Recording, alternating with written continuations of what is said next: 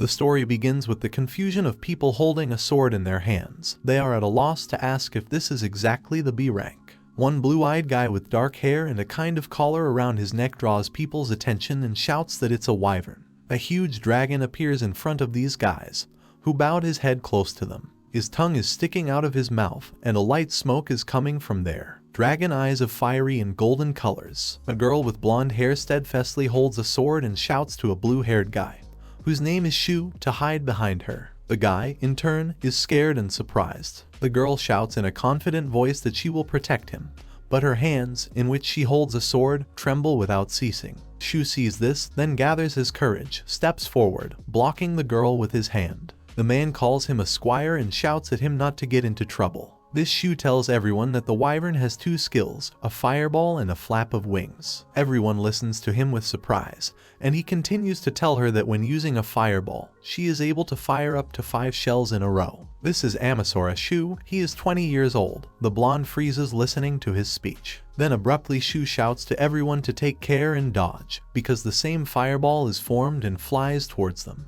A few days before that, Shu calmly walks down the street and turns around and has a conversation where he sounded surprised about a whole million. He sees 2 men talking to each other. One confirms the other's surprise and says that a very valuable reward fell out of the monster he killed. The second man tells him that the first was lucky with the class. Shu is looking for something in his breast pocket because he hears something. He takes out his phone and sees how he was debited 4 times different amounts of money, 12-0, 6380, 35-0, 56-0. And as a result, 12,035 yen remained on the balance. Next comes the story that it happened about 50 years ago in Tokyo. The residents of the capital enjoyed a peaceful life until one day the dungeons appeared. Since that day, everything has been turned upside down.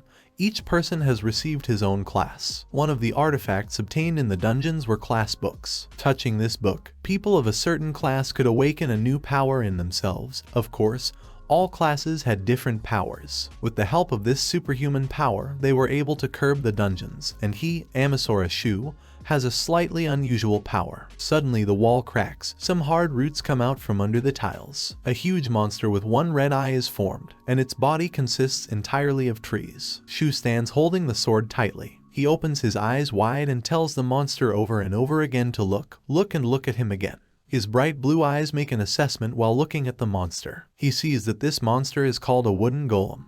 The creature consists of wood. Its strength is equal to level D, and the weak points are the head. It is also vulnerable to fire magic attacks. Among his skills, one can distinguish a lunge, which consists in the fact that he strikes the ground with one of his limbs. Shu analyzes in his head and comes to the conclusion that he is slow, very strong, but has only one skill in stock. The monster hits the ground with its huge fist. Shu jumps back, dodging the blow. He is preparing to grab a sword. He thinks that since the monster is made of wood, he can easily cut it with a sword. He pulls out his sword, swings, and cuts the monster's legs. The wooden goalie falls, having no support under it. Shu immediately reflects and remembers that his weak point is his head. He jumps up, approaches the monster while it is immobilized, and pierces its single red eye with his sword. The system notifies him that 30 experience points have been received and that he has increased his level. He hardly says out loud that he has won.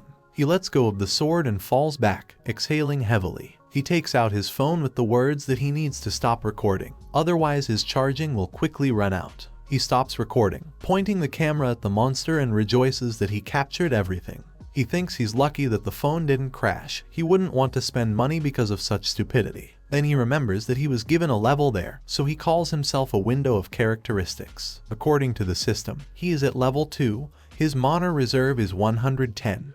His physical strength is also, and his assessment skill itself is still at level 1. His skill has a low attacking potential. He would even say that the skill is useless in places, but at the same time unique. Using this skill on people, you can see their characteristics, but, in his opinion, peeping through the window of characteristics without a person's permission is a bit contrary to moral norms. Suddenly he hears some sounds, turns around and sees that the monster is leaving some kind of reward. His body evaporates, leaving only a small part of his body, that is, a sliver of a wooden golem. In short, with the help of this skill, you can find out information about people or monsters. However, it is not uncommon to find a score sheet in dungeons that also reveals information about monsters. One such sheet can be bought for 1,000 yen. In other words, its services cost no more than 1,000. With these thoughts, he puts this sliver of a wooden golem in his backpack. He continues to reflect, because people often do not want anyone to look at their loot or found magical artifacts, so they prefer to take evaluation sheets. He has dreamed of becoming a seeker since childhood, but with such a useless skill, in his opinion, it will be difficult for him to even just survive. In the capital guild of seekers, Shu comes about the evaluation. He holds green crystals in his hands. People turn to him and do not understand if he is also a seeker. The second one tells him not to pay attention, because he is just moonlighting for them. Then they discuss him. One heard that his class is an appraiser, which, they say, can evaluate objects or creatures without using evaluation sheets. The second one is indignant, saying that he is of zero use. The second one tells him to be quiet, because Shu can hear it. Shu really still hears their conversation. He says to himself that they will see that he will definitely become a first-class seeker, but for now he is sitting here in the guild and is engaged in evaluating items. This crystal he was holding in his hand is a mithril ore. Guilds often have to investigate items that fall from monsters. That's where his power becomes at least a little useful. He charges 700 yen for one item, which is 300 yen cheaper than the evaluation sheet. The woman hands him an envelope and says that this is his money for today. He thanks her. A month has passed since he became a seeker. His main income comes from part-time work in the guild.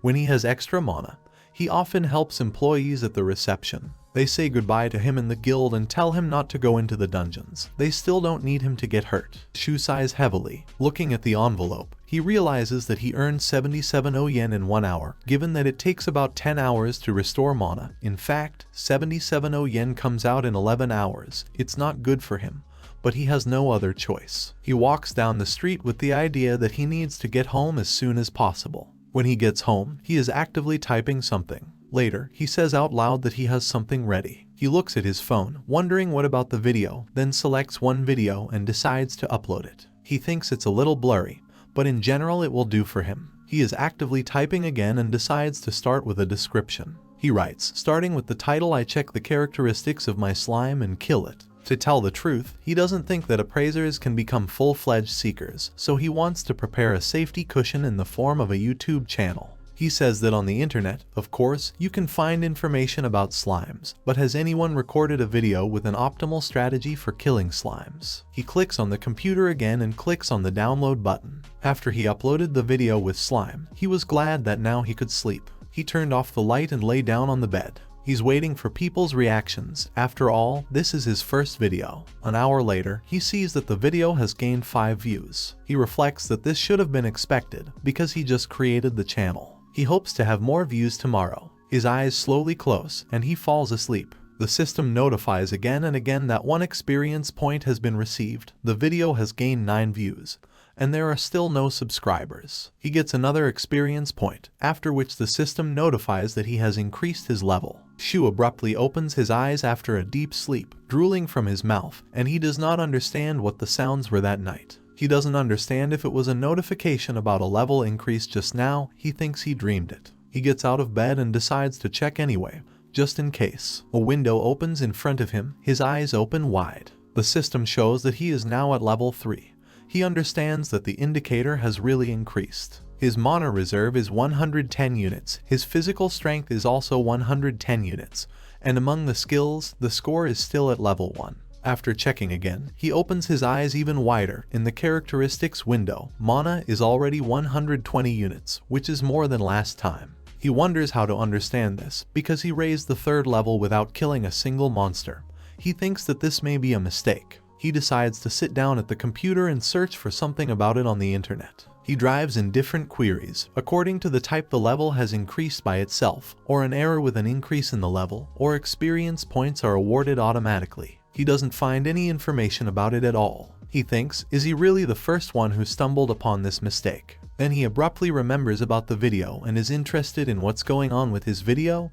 What progress? He decides to see what's wrong with him. He is surprised and happy that he has scored more than 30 views in 1 evening. He shouts these words with shock and delight. He leans back in his chair and says that it's not bad for the first video. Then he decides that he will upload 6 more videos that day. His face turns red and his lips break into a smile. The next day he sits, nervous and not understanding anything. He sees that the system shows the 5th level. He is shocked to wonder what is going on here at all. He's already at the 5th level. He doesn't understand why it happened, because he didn't do anything. A notification arrives abruptly.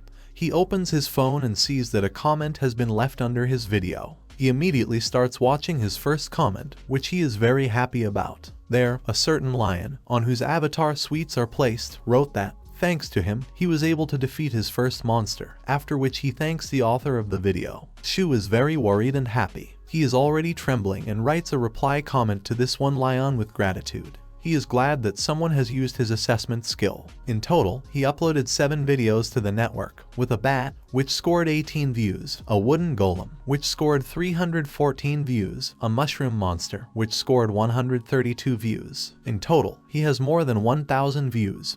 He thinks that this is a great start for a beginner. He hopes that there will be people like this lion who will be helped by his videos. At some point, awareness comes to him and freezes, stops turning the mouse and typing. He wonders if he really gets experience points for every person who defeated the monster after watching his video. For example, a healer. They gain experience for healing the wounds of a comrade who killed a monster. The system takes into account that the monster was killed with the help of this person, so it divides the points between 2 people. In other words, users watch his videos and kill monsters, and then the system gives him points for a dead person. He wonders again if it's real at all, stroking his chin with his index finger, because nothing else comes to his mind. He takes a backpack and decides that he needs to conduct an experiment. He leaves his house, walks through the city and comes to the dungeon. The sign says that entry is allowed only for seekers. There are a huge bunch of dungeons in the world. He decided to go to a bottomless dungeon near his house. Among all the videos, the one where he killed slime has the largest number of views. Of course,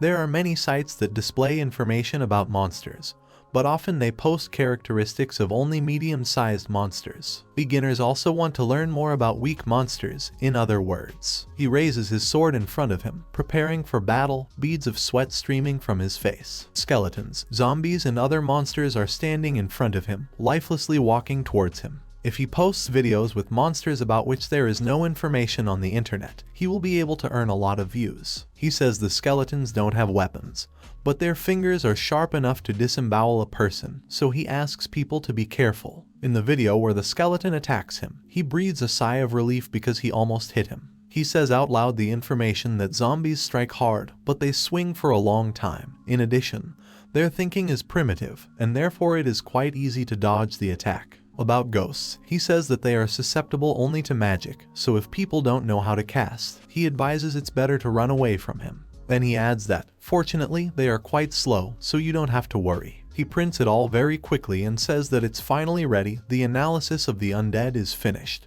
And now he just has to wait for the results. After the video is published, an infinite number of notifications come to him overnight, which was received by 1 experience point. As a result, in the morning he sees that he is now at level 10, the mana reserve is 190, physical strength 2, his assessment skill is at level 3, and the inventory skill is also adapted at the 1st level. He raises his hands up and joyfully shouts that his theory has been confirmed, and that he has raised the 10th level. He shouts this in front of the window of his work, where he was engaged in a part-time job as an appraiser of all sorts of objects. Other people turn to him in disbelief. The woman menacingly tells Shu not to shout in the guild. He awkwardly rubs the back of his head and asks for forgiveness. He takes out his phone and sees how his video about slime has gained 314 views. He turns to his bag and says that in the comments they write that thanks to his new camera, the picture has become much more pleasant to the eye. He clenches his fist and says that he is very glad that his 30,000 was not wasted.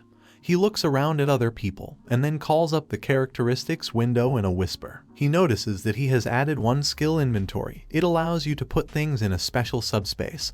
The volume of the subspace is a large cardboard box. He thinks it's not that cool, but then he says with a nervous laugh that it will do for him for the first time. He is offended, of course, that his characteristics are growing very slowly. At such a pace he will have to raise a lot of levels to become a worthy seeker. He sees comments where his subscribers ask him different questions. One wrote if he could add text to the video, the second says it's hard to watch, and the third asks if he plans to improve the quality of editing. Shu thinks about it and says that, of course, he can download free video editors, but this still needs to be learned. He says that he doesn't know any editors, and he can't afford to do for money yet.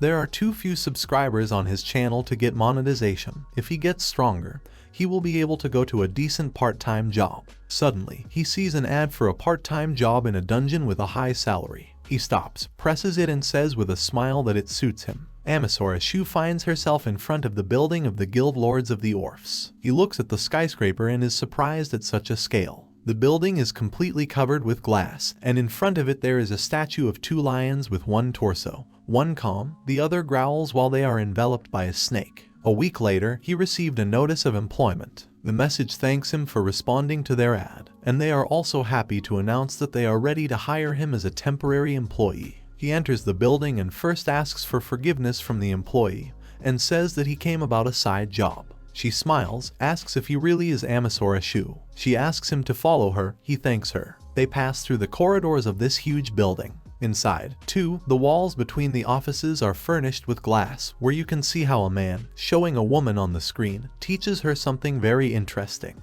Going to the office, he reflects and comes to the conclusion that it looks like the guild is going to conduct a large-scale sortie, given that they have hired a level 10 seeker. They enter the #1 meeting room, which has a creepy atmosphere. Several serious-looking men immediately pay attention to him. There are a lot of scary and gloomy people sitting inside, with scars, bandages, masks, piercings. They all look at Shu without any mood, as if his appearance does not change their course of life in any way. Shu immediately gets scared and twitches, seeing such people. He thinks that the most terrible people have gathered here, and that it is necessary to say hello as soon as possible so that he will not be considered rude. He bows abruptly with his eyes closed and quickly introduces himself as Amasra Shu, informs them that he will be their porter for today, so he asks them to love and favor him. There is silence. Everyone turns to look at him and continues to stare in silence. After a moment, everyone returns to their topics and discusses their affairs, as if Shu had just said nothing. Shu stays on the sidelines and wonders what he only expected.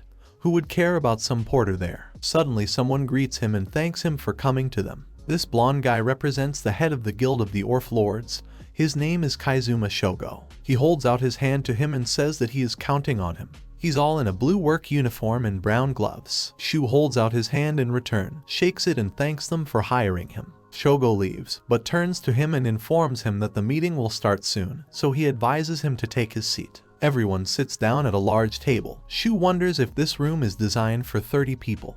He decides that it is better to sit somewhere in a corner. He accidentally touches and pushes another girl, after which she falls to the floor screaming. Shu hurriedly holds out his hand to her, apologizes and says that he did not look where he was going. He asks if she's hurt anywhere. The girl blushes, takes his hand and answers with a smile that everything is fine and asks him to forgive her too. Shu says to herself that she is a foreigner, which means that now high school students can also become seekers. They sit down next to the chair. The girl asks him to love and favor, because she was also hired as a squire. She says that if she is not mistaken, he is Amasra Shu. Then she introduces herself and says that her name is Evil Lion. Shu says he remembered her name. In turn, he asks her to love and favor. Then he abruptly remembers something. If he is not mistaken, then he received his first comment from a man named Lion. Then he changes his mind and says it's just a coincidence who in their right mind will use their real name as a nickname in the comments. He asks Lion if she is a local. She replies that she is not a local, and that her parents are from Russia and America, but she was born in Japan and raised here. She looks at him and asks in perplexity if he didn't take his backpack with him. Then Shu uses her inventory and tells her to look. As a result, a bottle of water comes out of the magic ball. Lion is seriously surprised. He says that this is his skill. He can hide things in a special space and take them out at any time. Before that, he was happy with the fact that thanks to the views, he raised the level and raised the inventory to the 3rd level. Now you can store a whole mountain of things here. Lion is sad and says how she envies them, because she has all the fighting skills. Shu barely smiles and thinks that it's more likely that he should be jealous. Then he says out loud that he doesn't really have any attacking skills, and that it might not sound like a man. Could she protect him in case of something? She smiles very brightly and says that everyone should do what they can, so they can count on her. Shu privately calls her cute. Suddenly the light turns off. They look around, because it suddenly became dark in the room. The chief announces to everyone that they are starting a meeting, so he asks everyone to keep quiet. Shogo steps forward, turns on the screen and begins to tell that 3 guilds will take part in this expedition. Other people in another room appear on the screen. Shogo says that they are on a video call, and that he will turn on the microphone now, so they should refrain from inappropriate conversations. Suddenly, Shu sees a certain girl with red eyes on the screen and recognizes her. This is the head of the Guild of Bloody Idols, and part-time seeker of rank of Bloody Kuramine. Seekers are divided into several ranks. The head of the Orphan Guild, Kaizuma, has a rank of B. There is another person of rank B on the screen. But as for rank A, there are not even 10 people in Japan. Unexpectedly, Lion asks out loud whether this means that they will go to the dungeon with them. Shu confirms this. Seekers of low ranks are usually used as porters. They pay quite a lot for such sorties, and, apparently, they will not face serious dangers. Shogo tells everyone that newcomers have joined them today, so he will tell them about their plan.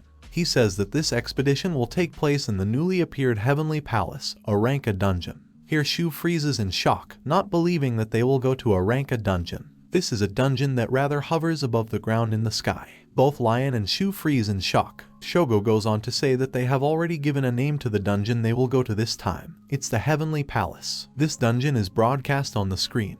He adds that in another way it is also called the Heavenly Fortress. Shu can't believe they're joking. This fortress is right next to the gate. His level and physical strength index are too low to go to such dungeons. But Shono was encouraging everyone so confidently. He told Shu with a big smile that he was counting on him, so he couldn't leave like that. Be that as it may, this expedition is an exploration. There can be no question of a full passage.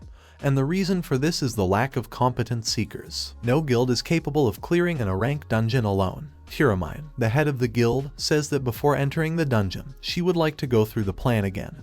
One of their goals is to create a transshipment point inside the dungeon. She goes on to say that if this is not possible, then at least get the maximum amount of information about monsters. But, of course, the main task is to complete the dungeon, so she wants to ask them to join forces and act as a well-coordinated team. Shu and Lion listen with open mouths to the speech of the head of the Guild of Bloody Idols, Kuramine Shizuka. The expedition has about 80 participants, most of whom are members of its guild. Judging by their equipment, the idols are quite experienced seekers. With the help of these gates, you can move between Earth and another world. Apparently, only Kuramine's squad will go to the dungeon, while the rest of the guilds will supply supplies and send reinforcements. Lion says he can't believe he's going to take part in something so grand. She says this in the context of a rank dungeon in Blood Idols. Shu agrees with her and says he feels the same way. Kuramine Shizuka says to let the names of those people who entered the first squad be announced. She adds that the group will also include seekers from other guilds. Shu thinks to himself that at first he was almost scared at the announcement. But if you think carefully, then low-level porters like him and Lion will never be taken into the vanguard. After these words, Shizuka pronounces the names, Evil Lion and Amasra Shu. Everyone freezes in silence. These two, with pale faces and eyes full of panic, cannot believe that they were the ones who were summoned. They ask again if they were wrong. Shizuka says that by no means, she made this decision after carefully studying the data of each of those present. Then she adds that, of course, she will pay them properly for their work. Shu, in a panic, stammers that it's not that at all. He doesn't understand why they are. They've seen their level, they're still quite green. Everyone hides their eyes, looking around. Shizuka says that it doesn't matter, because in such dungeons, all seekers below C rank are equal among themselves. Shu looks around at the others and is surprised that no one objects. Then he realizes that this is of course true, because they also do not want to risk their lives in a rank dungeon. Shizuka says that, of course, they have the right to refuse. She will understand everything. Shu's eyes widen. He has dreamed of becoming a seeker since childhood. Perhaps this is his only chance to fight shoulder to shoulder with the strongest seeker in Japan. He clenches his fist. He decides that's why he has to make this decision. He announces to everyone that he agrees. Here Lion is surprised by his decision. She shouts his name loudly. Shu calmly tells her that Lion doesn't have to go inside. She, still with frightened eyes, looks at him. He says that he is just stupid, who risks his life for nothing. Lion bows his head, hesitantly begins to speak, and then finally, following Shu, says that she will also go with them. Shizuka says it means they agree, which is nice. If you leave the dungeon unattended, monsters will start to get out, which puts civilians at risk. Over the past 50 years, many people have lost their lives as a result of such incidents. The monsters living in the A-rank dungeons are very strong. However, when the Bloody Idols took over, the monsters had no chance of survival. Lion and Shu are watching the battles. He is surprised, enthusiastically watching them, says that it is not for nothing that they are considered the strongest guild in Japan. Lion tells Shu that he is unusually calm, calling him Amasra. He says that Lion can just call him Shu. He says that at first he was also very worried, but it seems that he is moving forward without any problems. He wonders if it's already the 6th floor. The lower they go down into the dungeon, the stronger the enemies become. He thinks that maybe they will finish much earlier than they expected. While he was thinking it all over, a kind of slime appeared behind him, on which a huge eye hangs. This monster attacks Shu sharply. He immediately panics, but this monster is cut by Lion. She asks him if he's okay. The monster lies cut in half between them. A frightened Shu is sitting on the floor, stammering his thanks to her. She says it's a good thing he wasn't hurt. Shu notices and sees that Lion's legs are shaking. She sighs with relief. Shu thinks to himself that she was really scared. He doesn't understand why she decided to become a seeker. Suddenly someone shouts to them, calling for porters. They report that they have stumbled upon a nest of monsters. Before them appeared a huge collection of spiders with red eyes and fast paws. They shout that if they get to them, they should run without looking back. Lion and Shu start to panic beforehand. Shu shouts that it's so easy to say, and Lion with a pale face tells him that the monster is heading straight for them. She gets up with a sword and tells Shu to hide somewhere. She stabs the spider with her sword with her eyes closed. They stop for a second, and then Lion's sword flies away from her with a clang, and she falls back to the ground. Shu rushes to her aid, but then the spider lets out its web to Lion that her hand is now attached to the ground by a web. Spider approaches Lion with short laughs. Lion's eyes fill with tears. She freezes in horror and waiting for the end. Shu, meanwhile, is evaluating the monster. It is a large spider with an E-level strength, and that its weak point is its stomach, and it is also vulnerable to fire. His skill is a special ability, which consists in immobilizing his prey with sticky threads. He calls the inventory, puts his hand in there and diligently searches for something. He thinks he should have at least something useful. Suddenly, something comes into his hand, and he pulls out a can of lighter. This is a budget flamethrower for the extermination of insects. He approaches the monster, substitutes a lighter for him, and then with rage, so that the monster gets from him, lets out a gas canister. But then a failure overtakes him and no gas comes out of him. Lion and the monster turn to him, and Shu remembers that he poisoned cockroaches yesterday. The monster turns away from him and starts for Lion. Then Shu is thinking hard again. He got the weakest class of all possible. His abilities will not help in any way when cleaning the dungeon. But still, with such thoughts, he runs to Lion and covers her body with his body. Tears flow from Lion's eyes. She briefly pronounces his name. Suddenly, blood gushes from the monster. They turn around and see Shizuke firing his bloody bullets at him. These bullets hit the monster directly.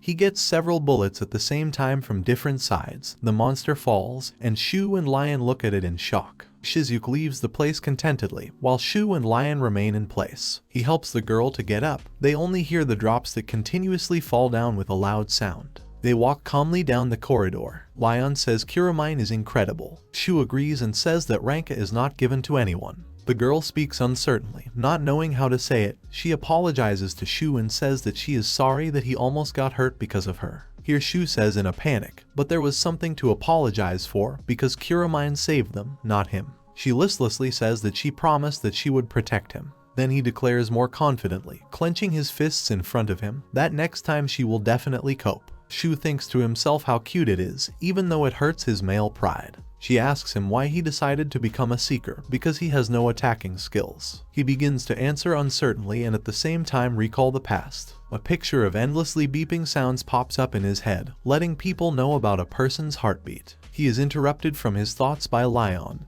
calling him by name. It turns on, but suddenly they hear the order to stand. Someone says that he knew that soon they would have to face rank B. Shu's eyes open wide. A figure gradually peeks out of the dark corridor. Smoke is coming out of the darkness, like the breath of some creature. Someone shouts that it's a wyvern. A huge red dragon appears before them. Shu immediately has an assessment. This is a red wyvern, at the rank of level B, and magic of level C. Strength is also equal to level B. His weak point is his stomach, and among the skills he sees a fireball and a flap of wings. Shu is scared because she has a large mana reserve and huge physical strength, not to mention 2 skills. They, of course, assumed that a B rank monster would appear, but this wyvern is strong even for a B rank. This judgment is based on his assessment skill, but a monster of a certain rank requires at least 3 seekers of the same level. Among them there are 3 seekers of rank B, swordsman, healer and 1 support. but their skills, in his opinion, leave much to be desired. Fortunately,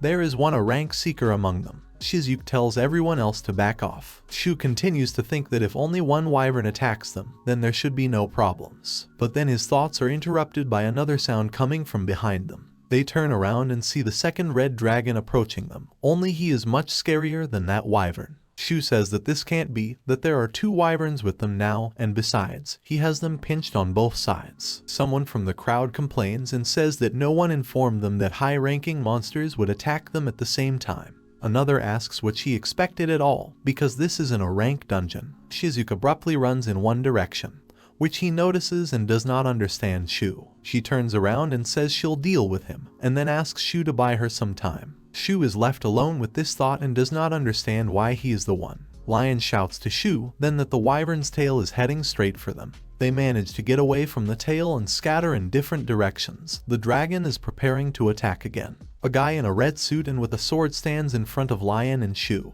He uses magic. His sword is enveloped in flames of fire. He jumps sharply at the dragon, shouting for the dragon to get away from him. Here Shu worriedly thinks that the fire magic will not work on her, because they will not be able to hold out until Kuramine returns. Suddenly a thought comes to his mind. There is one way they can defeat them, however. He is interrupted from his thoughts by Lion, who tells him to hide behind her. She stands in front of him in a panic, opening one hand as a sign that she will protect him. She, through tears and shudders from sobbing and panic, says haltingly that she will protect him. He sees it all, grits his teeth, gathers courage and gets up from the ground. He tells himself that now is not the time to hesitate. He shouts to everyone that the wyvern has 2 skills, a fireball and a flap of wings. He tells everyone that when using a fireball, she is able to release up to 5 shells in a row, and during the flapping of her wings, she makes a leap forward, strengthening her body with magic. Everyone turns to him and looks at him in surprise. He continues to shout that she is immune to magic and the element of fire, so you need to use physical attacks. This is a B-rank monster. They have no way to use items, and almost no one knows the characteristics of a wyvern.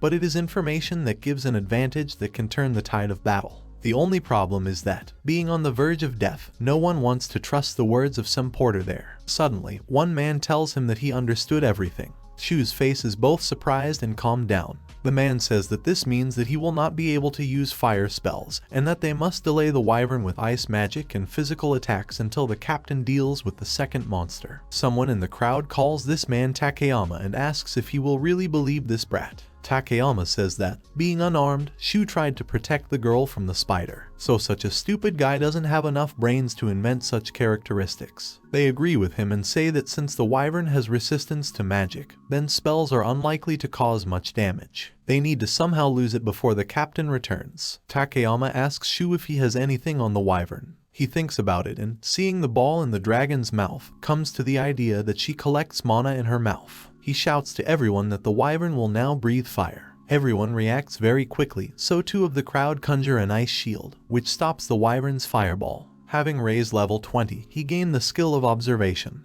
With its help it is possible to predict the next movement of the enemy. His eyes light up with blue fire. He sees how the dragon's leg does not really begin to float in the air. He shouts to everyone that she is going to use the flapping of her wings, and that she is about to enchant her scales with magic and make a dash in their direction. That most likely she will break the magic shield. The dragon rises from the ground and flies straight towards them. The vanguards are ordered to raise their shields. Takayama says they have to stop her. The dragon with its head and neck crashes into the shields that the fighters have raised. There were traces of blood on the sharp spikes of the shields. The dragon pulls away. Blood gushes from his neck. He breathes smoke. Shu sees it all and understands that they managed to do damage. He starts shouting that Kuramine can now. He does not finish, as she herself comes and says that this is exactly what will happen, and that she has just been released. She stands in front of Shu and looks at the dragon. People begin to rejoice when they see their captain. The wyvern breathes angrily in their direction. Shizuke raises his hands beautifully and uses blood absorption. The blood that came out of the dragon's neck begins to rapidly come out of his body and envelop him. Shu thinks that as soon as she uttered the name of the technique, all the blood left the monster's body and rushed to Kuramine. All the blood was sucked out of the dragon's body. He fell exhausted to the ground, shrinking several times in size. Unexpectedly, Shu receives an alert from the system that he killed a red wyvern, and that 120 experience points were obtained.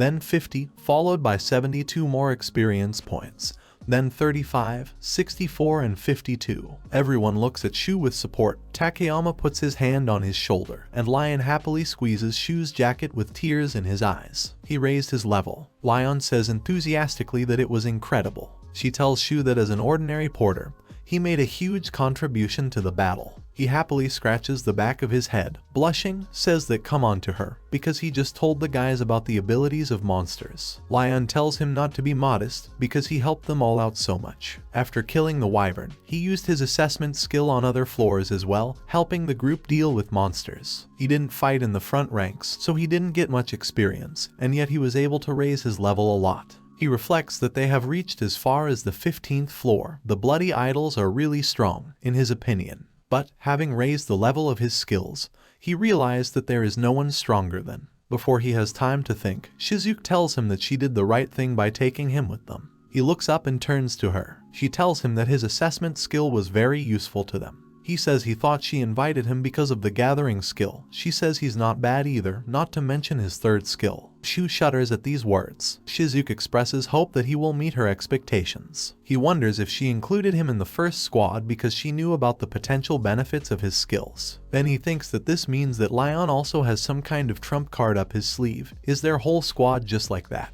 The head of a wolf-like monster is cut off on the battlefield. At a distance, Shu receives an alert that he first received 160 experience points, then another 160, then 200, 230, and so on. He is given more and more experience. He wonders if this means that people find his information useful. Takayama pats him on the head and tells him that he is not a blunder. The other asks if he will leave him his number. Shu smiles sweetly. He likes it all. Every 5 levels, the skill level increases, while for every 10 levels, he is given a new ability. As they walked back to the dungeon, Lion told him to hide behind her if anything happened. He was still in his thoughts. It would be nice for him if the 5 skill would help him fight monsters. Suddenly, Shu notices something is wrong. A monster with huge fangs appears behind Lion. He assumes it's an ogre and doesn't understand where it came from. The ogre swings a huge stone that was in his palm and throws it. Shu realizes that the stone is flying towards Lion and runs to help. He has time to think that this ogre spared no effort, and that his stamina is not enough to survive this throw.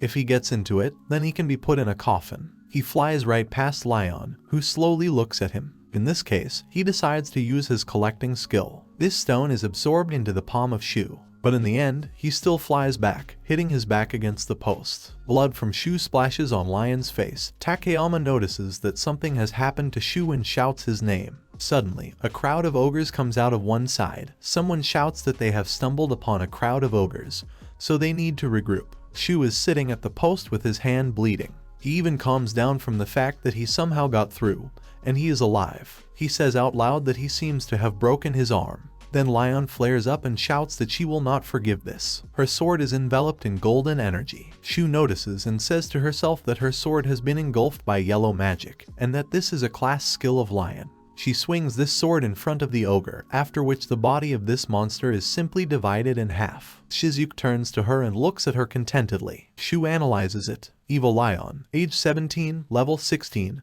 and her class is a divine summoner. A divine beast had taken over her body, or rather, her weapon. He vaguely sees that the mana reserve is 1550 units, and the physical strength is 620. Among her skills, she has the summoning of a divine beast at level 4, and the summoning of a spirit only at the 2nd. Based on what he saw with the help of assessment and observation, she still has poor control over her skill, which means she hid her skill because she was afraid to harm others. Lion's call pulls him out of his thoughts. He raises his head and begins to hear questions about what is wrong with his hand, and that he needs first aid. He says Lion will calm down. Suddenly, a cone with a red potion flies to him. He catches it with his free hand and does not understand what it is. Shizuke tells him to drink the potion and that it should cure him completely. Shu asks if she is sure of this, because it is a very expensive item. She bends down and tells him to drink, because if he dies, they will lose all the things that were hidden by his skill. He opens the cone with his teeth and is disappointed that she is worried about loot. Lion sees that he finds it difficult to open it. She wanted to help, but then Shizuke's hand reaches out. She leans close to him, says that she also needs his strength, takes the cone and opens it. He drinks the potion with the feeling that he has been divorced like a child. Lion is sitting next to him, red-faced but unhappy. Shizuke says that, by the way, she apologizes for being so sudden, but it looks like their assignment will drag on for another day. Takayama asks if they really want to set up camp here, while simultaneously asking Shu how he is there. Shizuke says that, to tell the truth, she didn't think they would go this far. Then she tells Shu that it's entirely his doing. He is surprised and says that the bloody idols could have coped without him. Shizuke cuts off sharply that no, they couldn't. She says that everyone present has already been to the heavenly fortress, then their guild suffered huge losses and they had to retreat. She adds that they have done nothing to become stronger. In other words, their victory is entirely his merit. Shu freezes on the spot from such words. Shizuke holds out her hand to him and says she wants him to join their guild and asks him to think about her offer. Lion rejoices the most and shouts to Shu that he was invited to the bloody idols. Shu reflects to himself that he is terribly weak. His characteristics and skills are simply terrible, and yet he was recognized by one of the strongest seekers in Japan. He was very happy and even managed to forget that it is at such moments that tragedy happens. After that, they continued to explore the dungeon. When they reached the 25th floor, they came across. Shu's eyes widen in surprise and expectation. Everyone freezes in front of the barrier. Takayama declares that they have come here. They find themselves in front of the gates of the hall where the dungeon boss is located. This is a huge door decorated with golden curls. The man in armor is surprised and says, "So this is how the dungeons of Ranka." Takayama looks tired and at the same time relieved that it was not easy. Lion and Shu stand silently in front of these doors. Every seeker knows what is behind these gates. The strongest monster of the dungeon is waiting for its hour behind them. If you kill the boss, then there will be nothing left until the dungeon is completely completed. The only thing that will need to be done is to activate the self-destruct mechanism hidden in the boss room. A certain cube that is hidden inside the room. After activation, this cube itself splits into parts like soil. However, it also happens that the dungeons remain in their original places even after self-destruction. Shu is still not sure if they are really going to go there. In such dungeons, you can find the skeletons of past seekers who have been rotting here for many years. You can also notice that in some area there was a battle from the presence of arrows in the walls. Ranked dungeons are a real mass grave. Not a single seeker has ever returned alive after meeting the boss.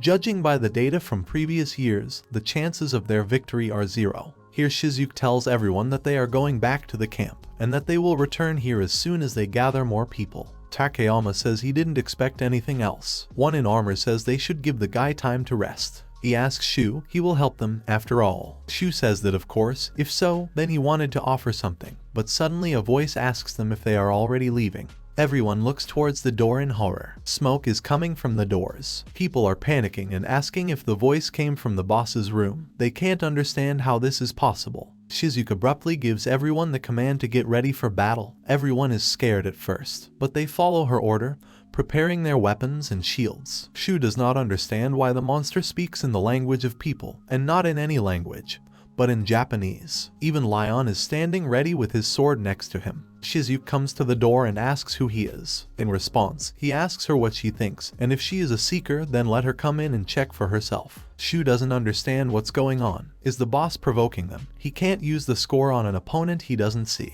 Shizuke tells the boss to forgive her, but she has no desire to enter yet. Shu thinks to himself that the boss can't get out of his hall on his own, so they're safe until they open those doors. Then the voice outside the door says that then he will come out by himself. Shizuke and Shu turn abruptly to the door. The door is open, a dark force flows out of her. Only darkness is visible behind the doors. The boss's legs are shown first. A monster in sandals greets them. This is an elf with dark tan skin and golden eyes. He says it's nice to meet you. Shu continuously looks at the elf. Shizuke immediately conjures his red ball and asks who he is. The elf replies that who knows. He asks them not to think that he is joking with them. He doesn't know much about himself, but one thing he knows for sure is that he exists to kill people. Suddenly, the heads of the people standing next to Shizuke evaporate, and blood is now gushing from their necks. Lion and Shu remain with pale faces and freeze in place. The bodies of people fall lifelessly. Panic and screams begin. They don't understand what just happened. Shizuke shouts to everyone to calm down and not forget about their plan. Shu still keeps looking at the blood on the floor and the severed head of their comrade. He can't believe that everything has been going so smoothly so far, and he has completely forgotten that death is a common occurrence in this place. just like his parents. He gets the idea that the dungeons are cemeteries for people. He freezes in prostration. Suddenly, with a sound, the sword falls to the floor. Lion, trembling all over, falls down. Shu tells himself to get ready because it's not over yet. He uses his skills. Shizuke asks him what his characteristics are. In response, silence. Lion, pale in horror, continues to tell Shu to hide behind her. Shu falls to his knees. Everything is swimming in front of his eyes. Finally, the characteristic comes out. This is a dark elf of rank A. His magic is at the double level of rank A, strength is at level B, and among the skills there are a chain of spells, mute witchcraft, multiple witchcraft, and naturalness. Shu doesn't understand how to defeat this monster. He wonders, but then the dark elf intervenes and asks with a smile, calling them pathetic people, why don't they try to defeat him? Shu sincerely does not understand how they can overcome this monster. Amasra is shocked by the high levels he saw on the scoreboard. In a tense pose, he is still standing behind Lion, who is sitting on the floor, blocking him with her hand. Shu is confused as to how they can defeat a strong opponent, because it takes 3 seekers of the same level to kill a rank monster. Shu remembers a squad of Kiramine warriors, realizing that the only one who can compete with this elf is herself. The hero is desperate, because their chances are almost zero. Here Amasra notices how the dark elf, impressively putting his hands on his hips, begins to create around himself a lot of magical seals of lilac color of different sizes. Shu calls out to his companions to be careful, warning them that the elf is using a spell. Everyone is standing in defensive poses. There is an explosion, pieces of stone slabs and warriors fly in different directions. The walls of the dungeon are covered with cracks, all lying on the floor in tile mountains. Amasra raises her head through the pane to look at the opponent. He is amazed by his speed and strength. Suddenly, a dark elf approaches him and asks how the hero realized that he started casting a spell,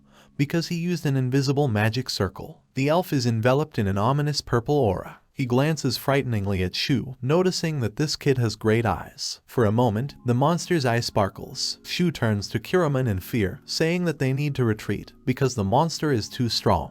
The hero rises, resting on his knee. The others are also gradually rising, helping each other. Shizuke holds his head with one hand, trying to overcome the pain. The dark elf looks down at them, raising one hand above his head. He uses the spell seals again and says with contempt how rude they are, because they have just started. The elf pronounces the name of the spell, Stone Shield. Huge stalagmites appear in the passage from the ground, which do not leave any passage for the fighters. A guy in a red jacket with a spear tries to hit the stones that appeared in the hope of breaking through them, but the weapon only cracks, hitting a hard surface. The monster explains that they cannot break through the barrier, as they have too much difference in strength. He looks at everyone present and, doubtfully, says that there is still someone capable of this. 1, maybe 2 people. He, of course, means the strong girls Kiramine and Lion. Amasra remembers that Lion cannot control his power, so he decides that it immediately disappears. He turns to Kiramine, saying that they will buy them some time, tells them to destroy this rock. Shizuke looks towards the maliciously smiling elf, realizes that Shu is right, and this is the only option, but still she can't take her eyes off this monster. Here Takayama and the guy in armor cross their swords, standing up for Kiramine. They order their captain Shizuka to go, saying that they are not so easily considered one of the best seekers in the country. Kiramine, touched by their dedication, tells the guys that she leaves the monster on them. She runs towards the cluster of stones blocking the passage. The dark elf mockingly asks if they are done whispering, and is going to use the spell again. Amasra's pupil burns with a blue flame. He warns everyone that the opponent is calling a medium-level water spell, and informs them that they have 3 seconds. Everyone is trying to protect themselves by using small protective seals of different colors. The main character summons a tree shield. Powerful tree branches break out of the ground. A moment later, a thick tree trunk rises in front of them, composed of many twisting trunks. It protects everyone from a large volume of sharp water jets. The elf asks when he will stop bothering him, saying that it really pisses him off. He, stretching out his hand in the direction of Amasra, declares that he will get rid of him first. The dark elf uses a beast summoning spell, summoning carnivorous dragonflies. Piles of monsters in the form of large green dragonflies with a huge vertically opening mouth studded with sharp teeth fly out of the seal, engulfed by a whirlwind of water. They are all flying in the direction of Shu, who is standing, not knowing what to do. But here he is protected by Lion. Using the summoning of the spirit, divine enchantment, she dissects carnivorous monsters with her sparkling sword. The girl is happy that she managed to do it. Her face lights up. The dark elf says that Amasra has a good bodyguard, already irritates him. The elf continues casting another spell. Shu warns everyone again that this time it's a medium-level fire spell. A fiery vortex is formed. The monster reports that his guess was close, but he did not guess. Following the fire, the enemy releases a stream of wind, which Amasra is surprised at and tells everyone to run. Talking about another upcoming spell, the hero closes his eyes and blames himself for making a mistake, because the water shield will not be able to block such a powerful wind. Suddenly someone uses an unsurpassed armor spell. Wind currents, engulfed by fire, fly in the opposite direction, hitting the elf who used them and leaving a bloody cut on his cheek. Takayama and his armored partner are holding a huge metal shield growing out of their hands, while in their other hands they are still holding their swords. They jokingly say, well, the youth has gone and that Shu needs to have more faith in his comrades. Unsurpassed armor is a skill that requires 2 knights to use. It strengthens the seekers' bodies and creates a shield that blocks any damage. The knights knock their wrists together in a victorious gesture. Amasra shouts out to Takayama in fright. He turns his head with a question, which he tears off his shoulders after a moment. The man in the armor turns around, not realizing what just happened. And then a through-hole forms in his chest. All the seekers are watching in absolute horror. Amasra is shaking. He does not understand why he did not feel anything in order to have time to warn, thereby saving his comrades. The dark elf proudly spreads his hands and explains that this is a technique that allows you to cast a spell prematurely, without leaving any magical trace. He asks if Shu sees his mana, and declares that he is absolutely powerless before him now. Shu stands in despair, clenching his fists. He remembers that he is the weakest seeker, Appraiser. He realizes that he has always been lucky because of what he was arrogant, and that's what it led to, the death of his comrades. His ironing is interrupted by a series of screens with a message about getting 5 experience points. Amasra wonders if someone is currently defeating monsters with the help of his video, but realizes that now is not the time. A window appears here notifying you about the level increase and the opening of a new skill. Shu receives an alert that he has raised his level. He freezes in surprise and sees that a new skill has been opened. His eyes are burning with blue fire again. Shizuke shouts to everyone, pointing to the tunnel that the path is clear. People turn to her and head there. Shizuke confidently shouts to the others that she will detain him, so they should run as soon as possible. She uses her power and now blood is floating around her fingers in a trickle. A dark elf stands in front of her. She shouts to everyone to run forward faster and faster. The dark elf is serious. He has already said that they will not leave. He conjures a stone shield again, which simply blocks the just experienced passage to another room. Right in front of people's noses, the passage is blocked. Small stones fly from magic and dense smoke forms due to dust. People protect themselves by covering their face with their hands. The dark elf says it will be unpleasant if she makes another hole, so he decides to concentrate on her. Lion abruptly falls to his knees from horror and the realization that Kurama and Shizuke can no longer help them. She does not understand how it happened. Her eyes are looking into the unknown. A window is open in front of Shu. He carefully looks at something and analyzes it. He calls the crying lion by name. She turns to him. Shu holds out his hand to her and tells her to get up with a smile. She turns to him and does not understand his behavior. He says he wants her to summon the divine beast. She also holds out her hand to him. They hold each other.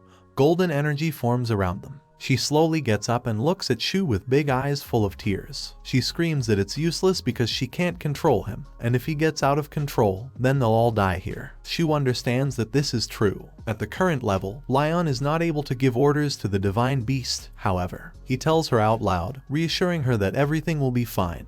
He asks her to trust him and pulls her hand to him. Lion continues to stare at him while the others fight to the death with the dark elf. Shizuke shouts to the rest of the guys to move to the wall. Shu shouts her name and decides that he has to help Shizuka. Unexpectedly, Lion summons a divine beast, namely the divine beast Orochi. Shu turns to her in surprise and sees a huge white snake, as if covered with gold. She stands behind Lion, who clenches her fists and shouts that she is also a seeker. Her eyes burn with gold. Tears flow. She holds out her hand and shouts to Shu that she believes in him. He also holds out his hand to her and shakes it. And then he shouts to Kurama that they will take the dark elf on themselves, and she, in turn, let her break the wall. Shu and Lion are standing at the tail of the snake, as if in defense. The dark elf looks at the snake, shielding his eyes from the light with his palm, and without emotion expresses surprise with a short sound. Leaving, Kuromi Shizuke also turns around and stares at the huge snake. Shu asks if this is the divine beast of Orochi. Shu says, holding Lion's hand tightly, that he will take control of Orochi.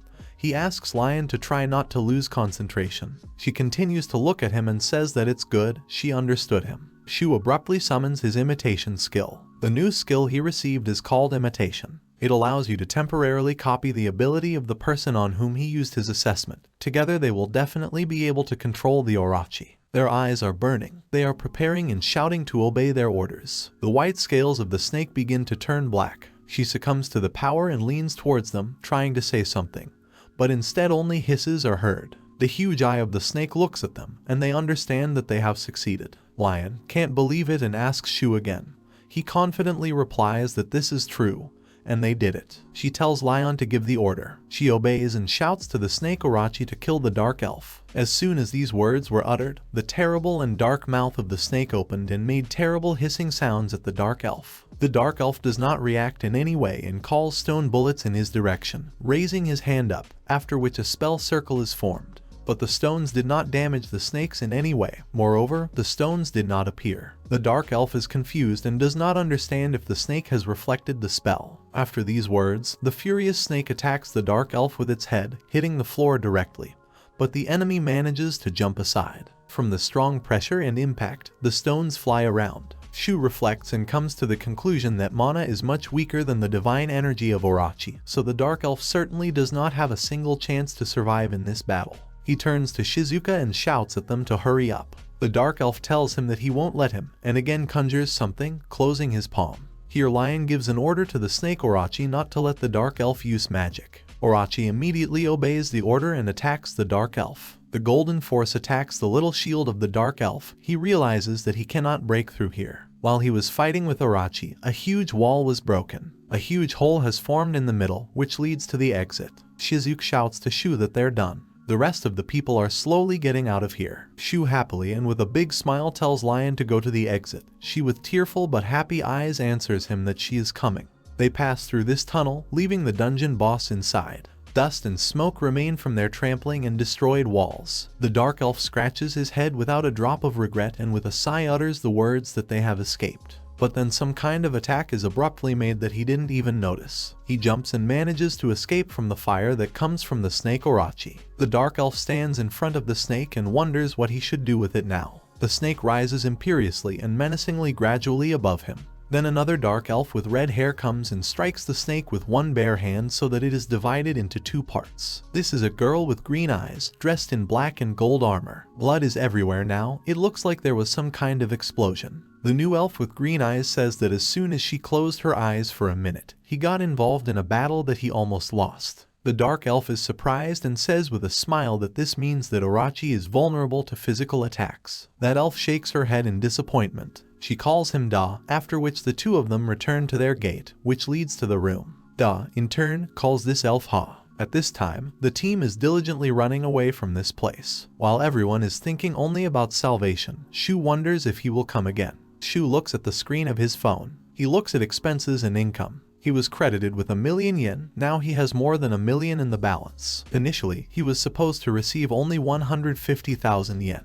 But then the bid was raised to 500,000. Then it turns out that in 2 days he earned 1,000,000 yen. He looks at the numbers, looks down and wonders if this is a decent price for his work. 4 people died during the expedition to the Heavenly Fortress. 5 people are standing in front of photographs of the deceased. Someone says they couldn't pick up the bodies, so funerals with empty coffins feel very bad. Shu, Lion, Shizuke and Shogo stand in front of them. Takayama was among the dead. Shu clenches his fist and looking into the distance makes a promise to himself that he will definitely return to the Heavenly Fortress and finish off this elf with his own hands. He sits at the computer and continuously clicks on something.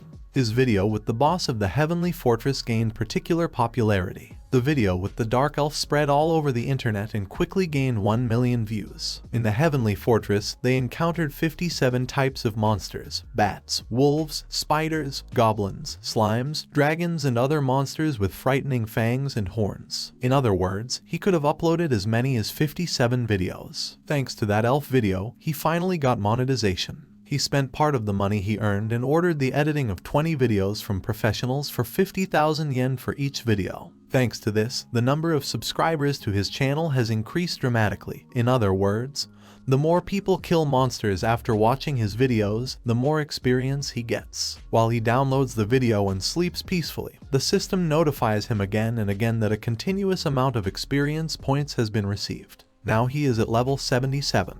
And his mana and physical strength reserve is 860 units. Among the skills he has an assessment at level 16, inventory at level 14, observation at level 12, imitation at level 10, clairvoyance at level 8, magic eyes at level 6, research at level 4, and spirit at level 2. After reaching level 77, he began to spend several days on the next raising of his level. His assessment skill began to show much more information, and the inventory became huge, like a gym. Clairvoyance allows him to evaluate the boss even before entering the dungeon. In short, he gained a lot of useful skills. He walks through the city and finds himself at numerous large tiles. This is a dungeon of rank B, which in Shinjuku has been passed by others for a long time. Rats live on the 30th floor, wild boars live on the 60th floor, and some birds live on the 90th floor. It has 100 floors in total, but the higher you climb, the stronger the enemies become.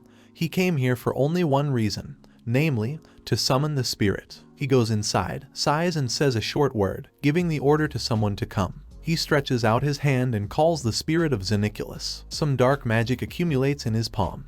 This smoke gathers into one and forms a silhouette. First a hand appears, then long ears. A certain spirit with frightening eyes appears before him. Spirit and Shu meet eyes. This spirit looks like a lemur. He smiles broadly and thanks him for his cooperation. Wushu's spirit skill allows you to summon one spirit. Xeniculus is not a divine beast, and yet he is very strong. The only problem for Shu is that this is shown by the spirit itself. He calls Shu the boss and says he looks great, as always, and then asks how much they will work today. The spirit revolves around him. Shu wearily answers him that they will work 8 hours today. The spirit hugs him sharply and says with anticipation that then with Shu 80,000 yen. Shu is not satisfied with the fact that the spirit takes mana for its work, but money. Xeniculus follows all his orders as long as he pays him. He tells the spirit that he will fight with the new mobs and let him deal with all the others. Xeniculus tells his master that only 5,000 yen per hour, and he will fight much harder. Shu cuts off and says that it is too expensive. The spirit clicks and says, well, okay. Shu is surprised that Xeniculus has just clicked his tongue.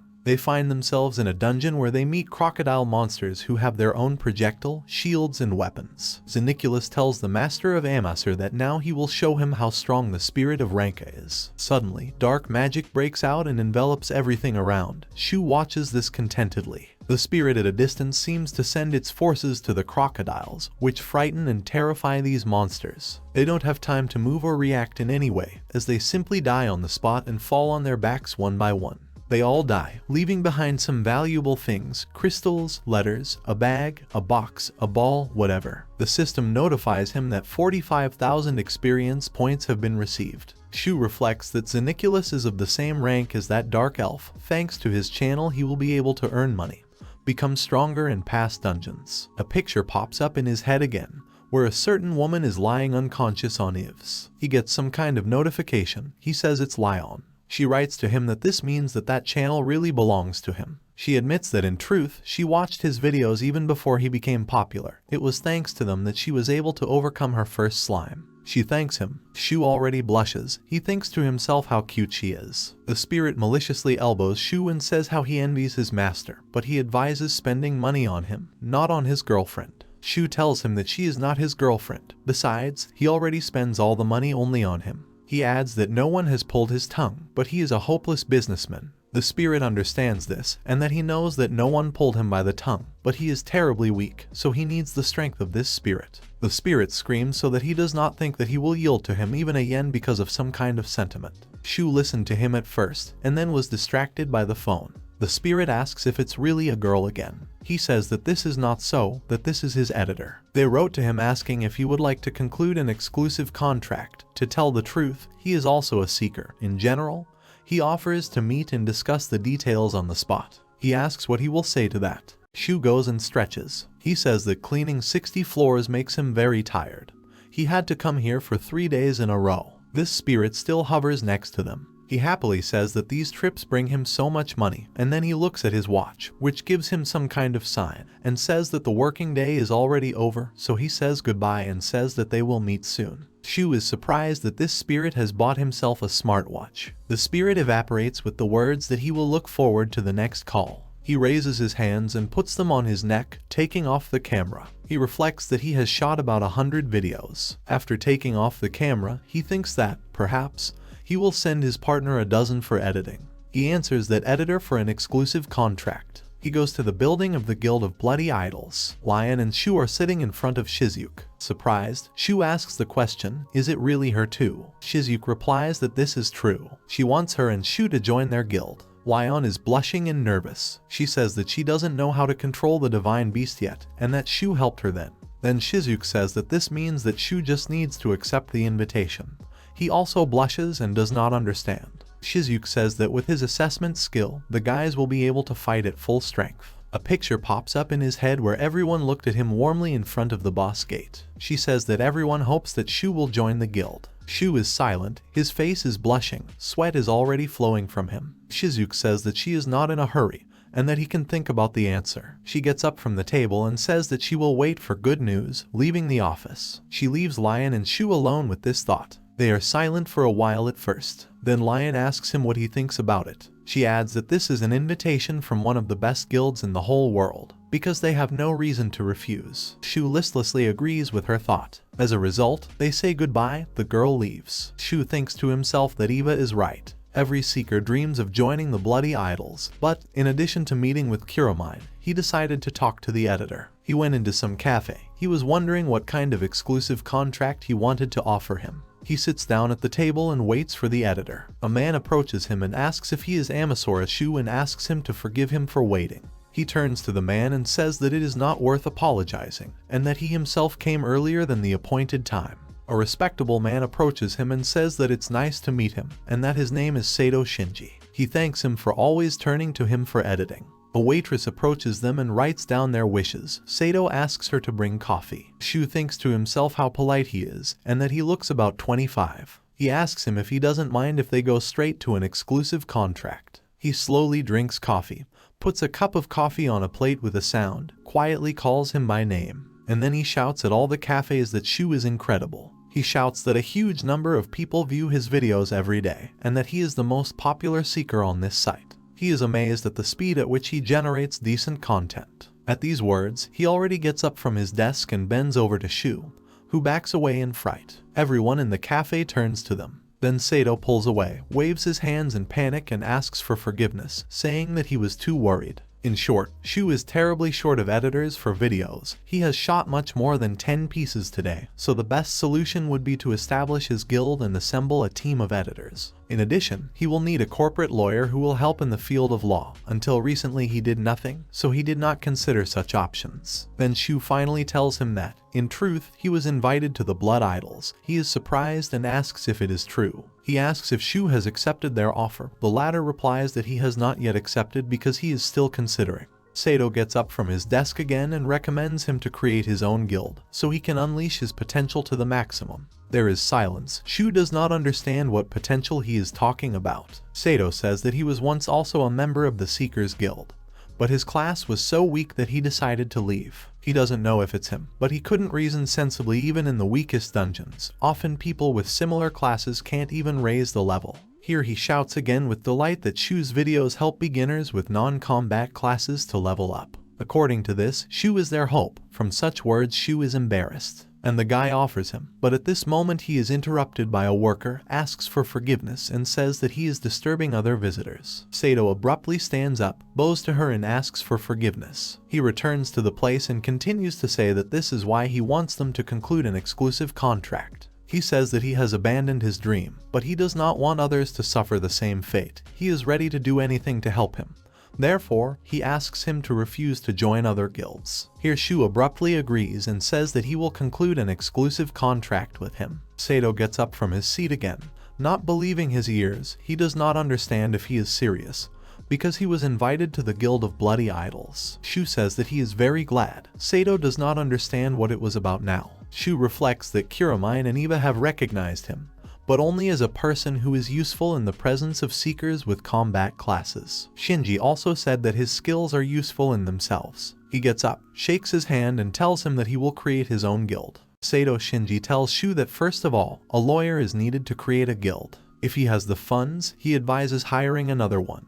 And he also recommends finding a specialist who is familiar with the activities of video bloggers. Everything that Sato Shinji says, Amasra Shu carefully writes down in her phone. And Sato Shinji continues to advise, assuming that they will have to contact a large company. The guy turned to an agency that is among the top 2 in Tokyo. He is standing in front of a fairly large building of a law agency. He is met by employees. One man says that he is a representative of this agency and that his name is Kitakabe.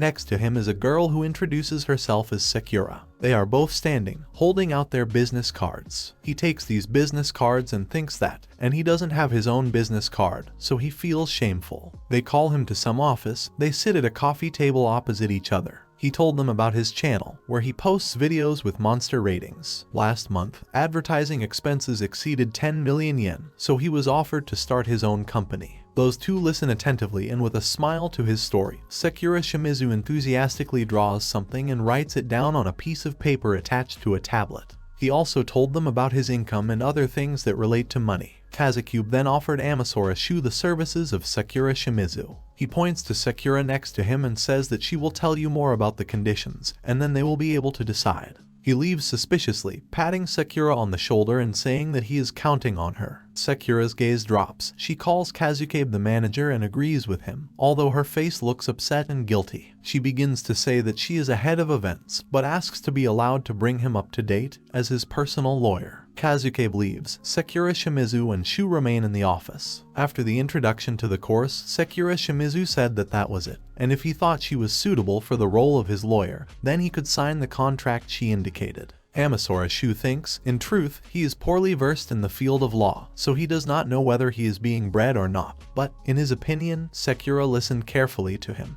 And she also clearly explained all the incomprehensible moments, and then it became clear to him that he had turned to the right address. Finally, after thinking about it, he looks at the girl, calls her by name and says that he agrees to sign the contract. Sakura Shimizu, surprised by this decision, asked him if she was exactly satisfied with him. Amasra Shu bows to her and said that he was satisfied and that he was counting on her. Sakura Shimizu looks gloomy for a second, and then says with a smile that she hopes for fruitful cooperation. She said that the opening of her company involves the issue of shares. Initially they belong to the head. In other words, all shares will be his shares. She asked him if this was the case. Amasra Shu replies that he would like to give part of the shares to the person who is editing his video. After all, it was his idea to start a company. Sakura Shimizu hesitantly said that he could not give them 5. Then she changes her mind and says that he could not transfer 30% of his shares. Amasra Shu asked if it was really necessary. Sakura Shimizu says that if he gives them 30%, nothing bad will happen. Amasra Shu briefly replies that everything is clear. Late in the evening, at the same law agency, Kazakube asks Sakura how everything went. She says that he is poorly versed in the field of law and is too honest a person. Having introduced him to the right people, they will be able to buy out half of the shares of his company. The manager already claps and says it's great. He smiles and rejoices that everything is going smoothly as they planned. He gets up from his seat, then puts his hand on the girl's shoulder and says that so far she has only been getting in his way. But if she copes with this case, then he will forgive all her past mistakes. From such words, Sakura Shimizu starts to get nervous. She turns pale, trembles, sweat flows from her face. Before answering him, she greedily gulps air and says that everything will be like this. She barely leaves his office, goes to the women's bathroom, closes herself in a booth and thinks hard about what to do. She has always done nothing but listen to the orders of her superiors, but so far she has not signed even one successful contract. If she fails now, she will definitely be fired. She sits there thinking, hugging herself and her knees with her hands. After a while, she comes out of the booth. He looks at himself in the mirror. She's tired and scared. She points her finger at the mirror and tells herself that, well, her face is scary. Her name Sakura Shimizu was given by her mother because she wanted her smile to be like a flower. It's a very good name. She was always proud of it. Meanwhile, Kazakube is on the phone. They tell him there that there have been more and more seekers in Japan lately. but they still haven't been able to make any deals with the major Japanese guilds. The girl on the other side of the phone says that their plan is to establish many guilds and become a driving force in the seeker market. She ends the conversation with a request not to let her down. Kazukabe tells her not to worry, and that today they were approached by a very ambitious guy who wants to start his own guild. And he added with an evil smile that he would make him his puppet by all means. The next day, Amasra Shu begins not to understand. He asks if they really want him to sell 30% of the remaining shares, but then he won't have half. Sakura Shimizu says that it is better to divide management responsibilities among several people, and that she can introduce him to a person with experience in the field of management. Here Amasra Shu cuts off and says that, perhaps, he will refuse. Sakura Shimizu, without showing that she is nervous and worried, bows her head. But then Amasra Shu puts a cup of coffee on a plate and says she wants to give this 30% to her. Here Sakura Shimizu is surprised and hesitantly asks if she really is, but they are practically strangers. Amasra Shu smiles and says that he used to trust his intuition. Sakura Shimizu continues to look at him with surprised eyes. She sees how he can't sort out the papers and doesn't understand anything. He is Amasra Shu, a seeker with a special appraisal skill, but right now he wants to start his own company in order to become another victim of deception. Sakura Shimizu closes herself in the toilet stall again and thinks that Amasra Shu is definitely not at home. Giving 30% of the shares to a stranger is just madness. It would be safest to keep all the rights to the company to himself, and why does he trust the person he just met so much? She is very nervous, drops of sweat are flowing from her face. She understands that he has only to sign, and the contract is concluded. She and his editor have 60% of the shares. In other words, if they unite, they will be able to run the company. She comes out of the stall, washes her face. She decides that now she has to set the nets for Sato Shinji. She looks at herself in the mirror with bitterness and pity. Unexpectedly for Amasra Shu, he meets Sato Shinji in front of the building. He asks him what he is doing here. He replies that Sakura Shimizu told him that he needed to put his signature on the contract. Here Amasra Shu wonders if he gave Sato Shinji's contact details. They enter, the manager greets them with a smile, apologizes for the expectations and asks them to enter the room. Sakura Shimizu is standing behind him. They all sit down on the sofa. Amasra Shu did not even think that Kitakabe would come to them too. They immediately offer them to go directly to the contract. He puts sheets of paper on the table and says that after signing, he will become the head of his own company. The manager reaches out to Sakura and says that from today Sakura Shimizu will be his corporate lawyer. Then he directly asks Sakura where the contract is. Here she replies that she refuses to compose it. Everyone freezes in shock. The manager looks at her angrily and can't believe his ears. Sakura Shimizu apologizes to the manager. She takes something out of her bag and puts it on the table. It's a letter of resignation. Here the manager boils up and abruptly gets up from his seat, shouting what she is doing at all. Sakura Shimizu immediately bows to Amasra Shu and asks for his forgiveness. She admits that she has been deceiving him all this time, and that the manager ordered her to take control of his company so that later. Then Amasra Shu tells her that he has already figured it out himself. Sakura Shimizu raises her head and looks at him in disbelief. He says that his assessment skill allows you to know the value of things. At the 10th level he has evolved, and now he can determine people's worldview. In other words, now he is able to find out if a person has ulterior motives. Those who want to harm him are surrounded by a dark aura, while honest people are surrounded by a light one. He says that from the first meeting he knew that Kitakabe was a terrible person, so his aura could not be darker, while Sakura's aura was pure and light. Therefore, he realized that the manager was up to something wrong, and therefore decided to entrust Sakura. Then the manager gets even angrier and sends them all. He points his finger at Sakura and shouts, even if she knows how many times he turned a blind eye to her mistakes. If she wants to quit her job, then he will make her pay for all the damage caused. Here Amasra Shu intervenes and says that he will pay for her. There is silence immediately. The manager does not understand him. Amasra Shu says that now Sakura Shimizu is his corporate lawyer. You can consider it a prepayment for services. He values reliable people very much. It will be even better for him to work with a person who is not in the company. Here she apologizes to him and says that she cannot be his lawyer. Amasra Shu didn't expect such a turn and asks why she can't. Sakura Shimizu also does not understand him and says that she tried to deceive him on the orders of the manager. Amasra Shu asks in response that she didn't do it. Sato Shinji smiles and says that this is their Shu, and that he refused the invitation of the bloody idols because he believed in his dream.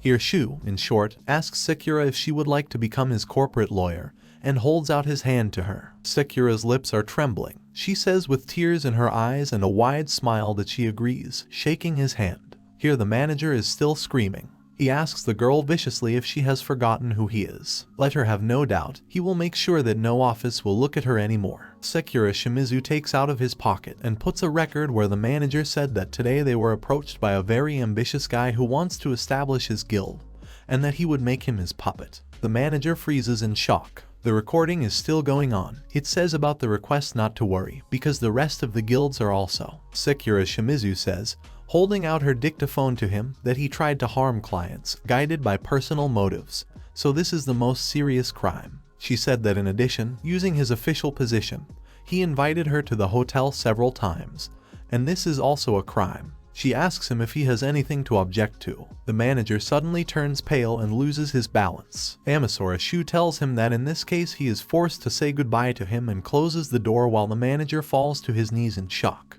The three of them are walking down the street. Sato Shinji notes that it's not every day you face a similar situation. Amasra Shu says that starting your own guild is not like crossing a river. Then Sakura Shimizu abruptly calls Shu by name, which frightens him and immediately reacts. She enthusiastically says that as a thank you and apology, she will give her best to help him. She is sure that his guild will definitely succeed. Her eyes are already burning. The guys are standing awkwardly on the sidelines. Amasra Shu thinks that her energy is pouring over the edge. She says that the first thing to do is to rent an office for the guild. She will make a selection of the best, but for now she suggests choosing a name. At this time, Amasra Shu is shocked. Sato Shinji says that the choice of the name should be approached wisely. Sakura Shimizu says that, in her opinion, it is necessary to make a list of all suitable options. Here Amasra Shu raises his hand, awkwardly asks for forgiveness and does not know how to tell them, but he has already come up with a name. Those two are terribly interested and ask what the name is. There is a metal plaque with large letters on the wall of the building.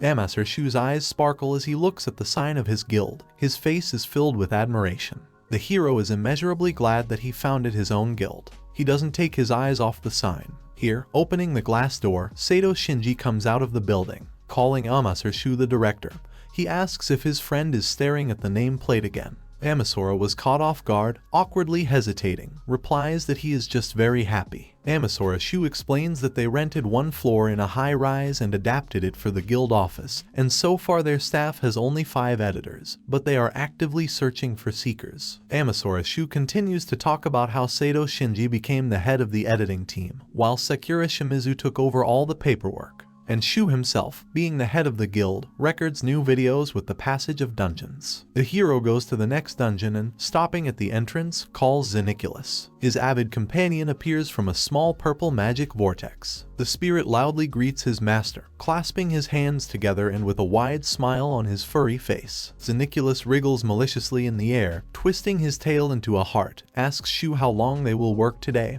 offers 10 hours.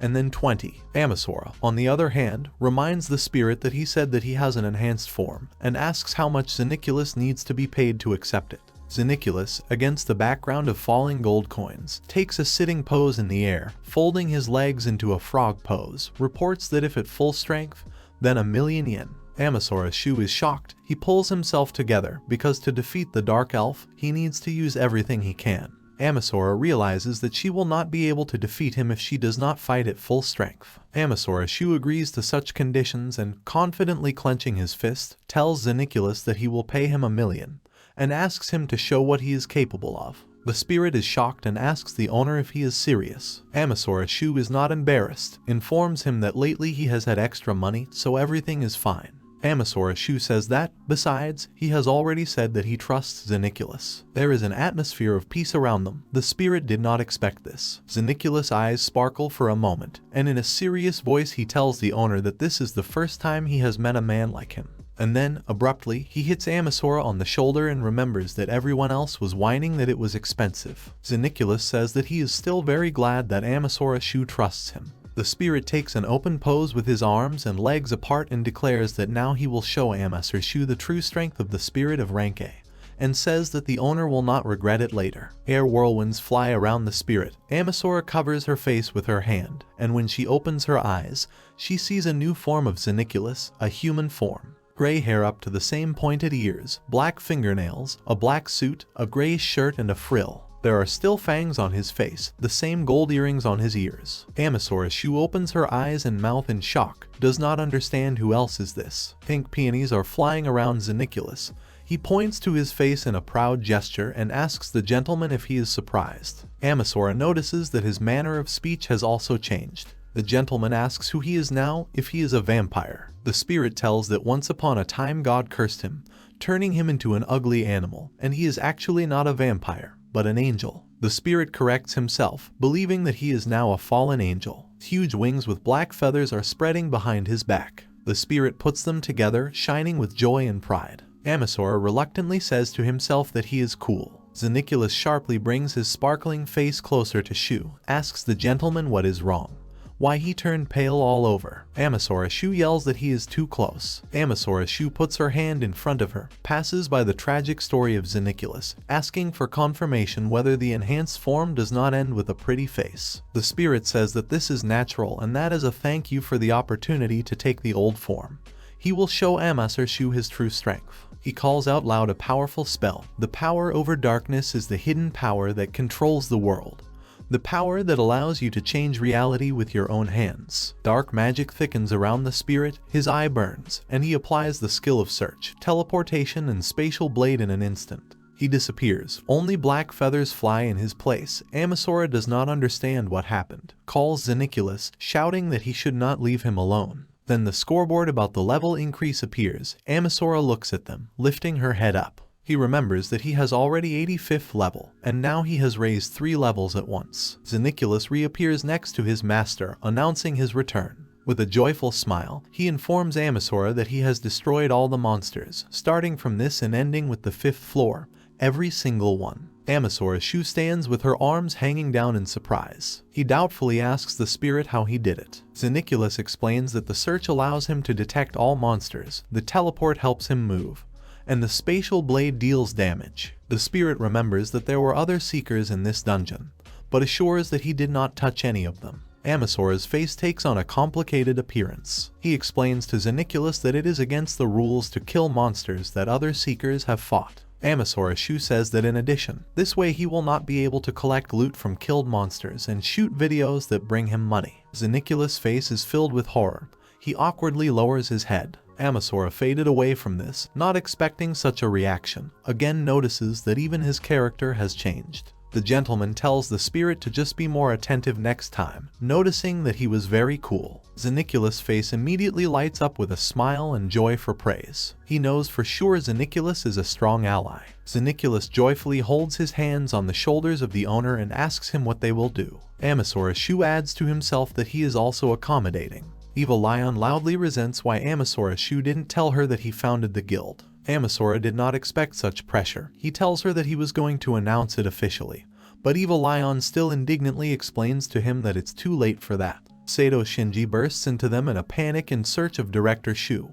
He informs him that the head of the guild Bloody Idols, Kuramine Shizuka, has come to him. A beautiful long-haired girl is dressed in an office suit with a cleavage on her shirt. She is wearing a gray vest and a black jacket with cropped sleeves. Evil Lion puffs out her cheeks resentfully. Standing next to Shu, Kuramine Shizuka approaches them, chuckling. Amasra greets her, saying that they haven't seen each other for a long time. She looks around the office and notices that he has a good guild and that everyone is giving their best to tell the world about his talent. Amasra Shu is a little embarrassed by such praise from Kuramine Shizuka herself. Evil Lion is rather surprised. Kuramine Shizuka says that most often strong seekers from large guilds start acting alone, and says that the same misfortune befell her. The girl leans a little closer to Amasra Shu and gives him an instruction. If he continues to go to his goal, then there will be much more seekers in his guild than in hers. Here she turns to Evil Lion, standing awkwardly next to her, asking if she agrees with this statement. The blonde's face softens, and she turns to the main character,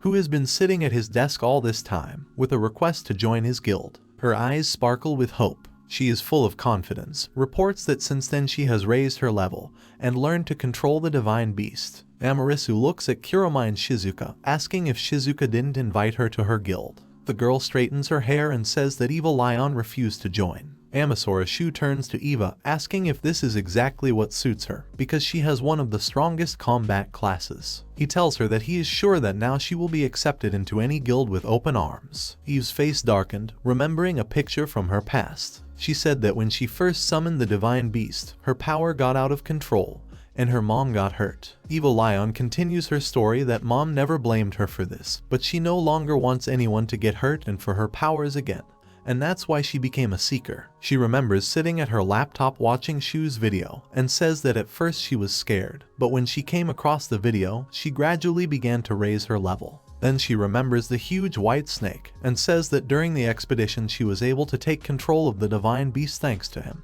Her face lights up with confidence again when she declares that it's her turn to help Amasra, and then he can count on her. The guy was embarrassed after such a speech. Kuromine Shizuka bowed her head understandingly, crossing her arms around her waist. In response to the awkward silence, Eva panics a little and tries to apologize for talking. Amasra Shu remembers the huge snake and realizes that summoning the divine beast is a strong skill.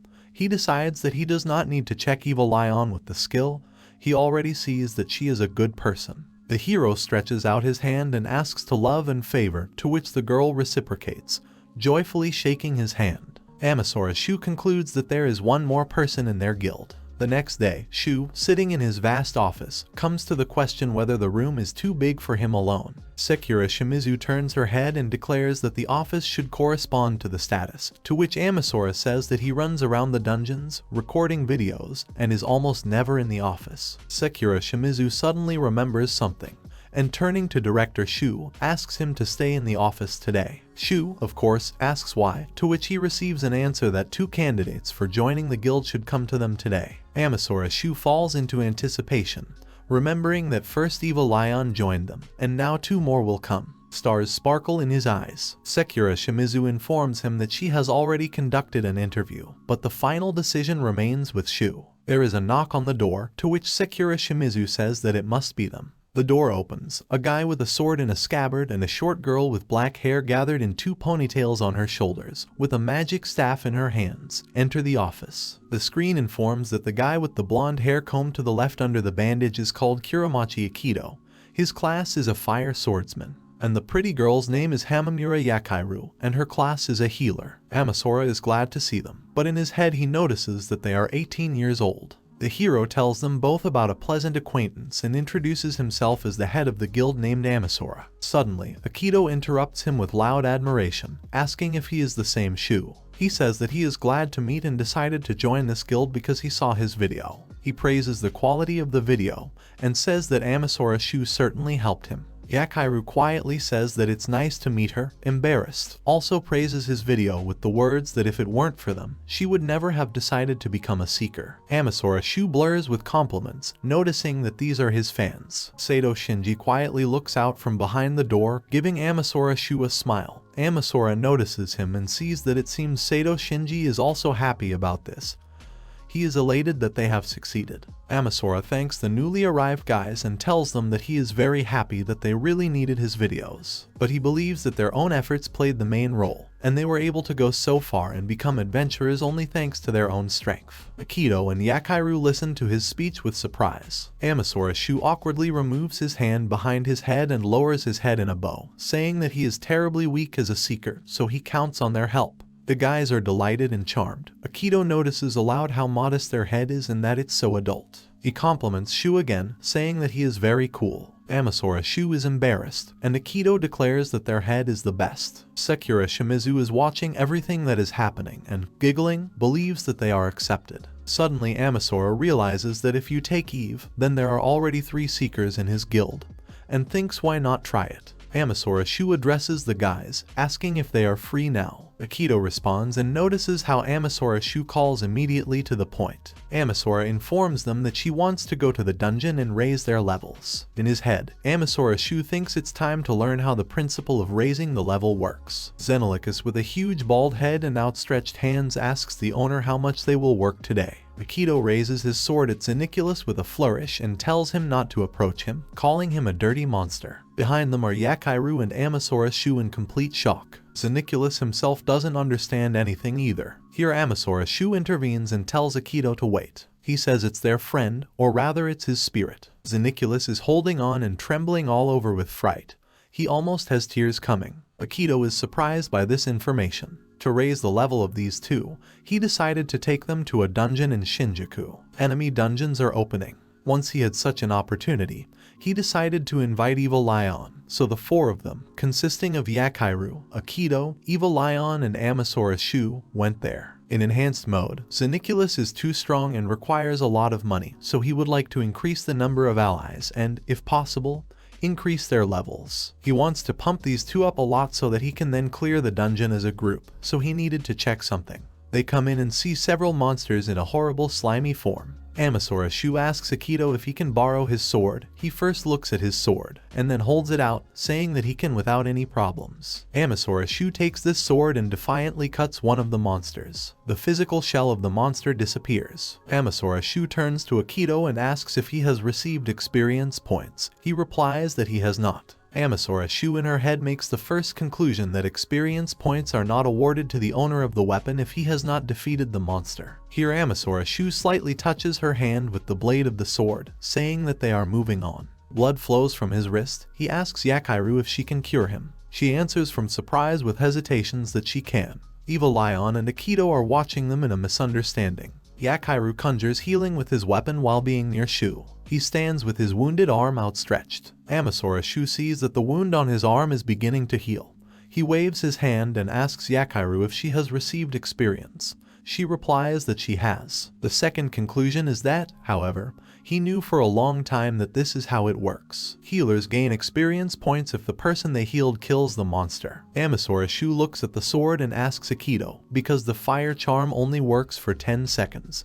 He is surprised and asks how he knows this. Amasra Shu smiles, showing her teeth, raises her index finger up and says that this is the secret of the company. Then he asks him if he can use the skill on his sword. The fire blade is a skill that allows you to apply flames to any weapon. It increases the strength of the blows inflicted and leaves burns. Amasra Shu takes a sword wrapped in fire, sees the monsters and attacks them, brandishing the weapon and cutting them all. After he kills a couple, he asks Akito what his experience points are. Akito is surprised that he opens his mouth wide and says that he got them. The third conclusion of Amasra Shu is that the experience is shared when the seeker helps to kill a monster with a skill. Evil Lion is interested and asks Shu what he is doing there. He smiles and awkwardly replies that he just wanted to check something. He finally understood why he was getting experience for the videos he uploaded to his channel. He helped to kill monsters to one degree or another with his skills. He will use the principle of experience distribution to speed up the process of raising the level. Some time later, Akito with burning eyes says that it's all so cool. Amasra Shu asks him what exactly he is talking about. He excitedly shouts that he is talking about the level, because he did nothing, but got level 12. Yakiru also joins in and says that she also did nothing but treat him,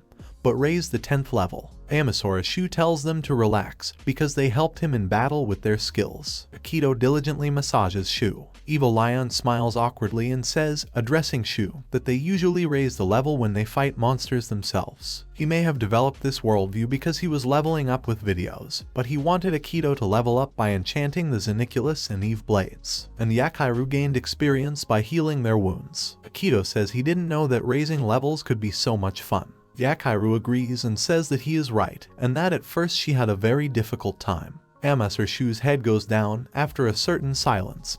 He says that the dungeons are cemeteries for people. He says that, of course, it will be bad if they raise the level without learning anything, but a high level will help them avoid fatal wounds, so he wants to minimize any risks. Then he smiles broadly while Akito and Yakiru listen to him attentively, and adds that, after all, they are dear comrades to him. Akito and Yakiru's eyes shine with such words. They look at Shu with admiration. He gives each other 5 palms. Akito says that everything is in a bundle, and that he will give everything to the fullest in order to become useful to the guild as soon as possible. Yakiru says she will try too. They agree that their leader is the best. Evil Lion asks Shu if he is sure that they can swing so fast. He tells her that everything has been thought out, so she cannot worry. It is possible that a sharp increase in the level may affect the physical health of the seekers. In his case, the stats were increasing terribly slowly, so he didn't have to worry about it. He thinks, stroking his chin, and decides that 5 levels per day will be enough. He thinks that tomorrow they will come back here to raise another 5 levels, and one day they will become the strongest group of seekers in the world. After a while, Amasra Shu comes to her home and immediately lies down on the blood with a languid sigh. A lot has changed since he started uploading videos to the internet. He reached the 100th level and founded his guild. He thinks it's good that the views on his videos are not falling. He remembers about the dungeon of the Heavenly Fortress. He thinks maybe it's time to think about a rematch with the Dark Elf from the Heavenly Fortress. Suddenly, some kind of notification comes to his phone. He wonders if someone has written to the guild's mail. Suddenly his eyes open wide. The screen says about the cup of 1,000 blades for his guild. He was sent a plan to clean up the Heavenly Fortress. He abruptly gets out of bed and does not understand what a sweep of the Heavenly Fortress is. A dungeon is a Heavenly Fortress, one of the most difficult dungeons in all of Japan. Strong monsters live there, for which they give a lot of experience. In other words, by going there, he will be able to get a huge amount of experience. In the A-rank dungeon in the Heavenly Fortress, the Seekers have already entered inside. According to the news, this operation is being carried out on the initiative of the strongest guild in Japan, the Thousand Blades Cup. Amasra Shu is sitting in front of the TV and continues to watch with great interest, waiting for something. He receives notifications again and again that 120 experience points were received. Then 140 were received, after which he raised his level. Then he got another 220 experience points, and then another 160. Since the beginning of the expedition, he has received a whole bunch of experience for monsters, videos of which he posted online. He wonders which floor they will go down to. He says that he has gained a lot of experience today. He calls up a window of characteristics. He wonders how many levels he is raising today. The window shows that already at level 112, the mana reserve is 1210, which is equal to physical strength. He has already crossed the line of 100 levels. You can say he has risen to rank A, but his characteristics still leave much to be desired. But then he notes that, nevertheless, he has more skills: assessment at level 23, inventory at level 21, observation at level 17, clairvoyance at level 15, magic eyes at level 13, research at level 11, spirit at level 9, eagle eye at level 7. Magic Wall at level 5, Warrior Spirit at level 3, and Top View only at 1. He says that most of them are still aimed at support, in which case he just needs the help of other seekers. He lists in his head Akito with a fiery sword, Yakiru, and of course Evil Lion with her ability to summon a divine beast. He thinks that the key to leveling them up is clearing the dungeons. Suddenly his phone rings. He turns to him and sees that Sakura Shimizu is calling him. He picks up the phone. Sakura Shimizu immediately apologizes for bothering him on the weekend. But could he come to the guild? Amasra Shu asks if something has happened. Sakura Shimizu says that the guild from the USA wants to order an assessment from him. As a result, he comes to his guild and asks Sakura what the order is. She says that she was informed that the Seekers had found an item that the evaluation sheet does not apply to, and that in case of failure they are ready to pay 500,000 yen. He is surprised and asks if he did not hear it. If such a price in case of failure, then how much will they give for success? Sakura Shimizu calls a huge sum, 100 million. Here Amasra Shu already screams, "Have they gone crazy?" and gets up from the table. Sakura Shimizu awkwardly says that she was surprised too. He asks which guild needed his services. She replies that it is Purple Mist. She says that she is one of the 5 strongest guilds in America. Amasra Shu asks how such a cool guild knows about newcomers like them. Sakura Shimizu says in surprise if he knew how well they are known abroad. Of course, the Purple Mist is much more famous than them. Therefore, she advises him to accept offers so that more people will know about his abilities. Amasra Shu says she's right. Then he says that he agrees. He asks me to tell you that he is ready to help at any time. He really wants to raise the status of the guild, but at the same time he is interested in what kind of item they found. Sakura Shimizu turns to him again and says that he has already given them his answer, and that they replied that they were ready to come right now. Here Amasra Shu is surprised that they are ready to come right now. He asks if they are not in America. Then he remembers that Japan and the United States are connected by magic gates, which allows you to move instantly. Ordinary people hardly have enough money for such a luxury, but the 5th largest guild in America can afford it. Sakura Shimizu tells Shu that the Purple Mist representatives are already here. He awkwardly says that he is fine and is waiting for them. Sakura Shimizu asks him if he speaks English. He awkwardly scratches his head and asks if sign language is suitable. Sakura Shimizu says that she will translate for them. They are standing at the door. Sakura Shimizu first apologizes and pulls the door handle. Amasra Shu will be talking to foreigners for the first time. He is interested in what they are like. As soon as she opens the door, golden energy comes out of the room like a wave. From the brightness of Amasra, Shu covers himself with his hands with a scream. Sakura Shimizu does not see this and does not understand what is wrong with him. Amasra Shu thinks what kind of mana it is. Did they do it on purpose? He opens his eyes and wonders who its owner is. Among many people, an important man is sitting in the deepest place. He is surprised and asks if he really saw his mana. A young guy with a tattoo on his arm with golden hair is sitting on the sofa. He looks confidently at Shu. He gets up, immediately goes in their direction and asks what it means. He really is an appraiser, and he already thought that the rumors were lying. Amasra Shu backs away to the door. Then this guy puts his hand on the door, presses Amasra Shu to it and says his name is Seven Red. He smiles, calls him an appraiser and says that now they will be acquainted. Amasra Shu is still staring at him and doesn't understand what kind of characteristics he has. This is Seven Rod. He is 22 years old. He belongs to the Dragonoid class at level 125. His mana reserve is 54 experience points, and his physical strength is 81. He still has an assessment and analysis going on.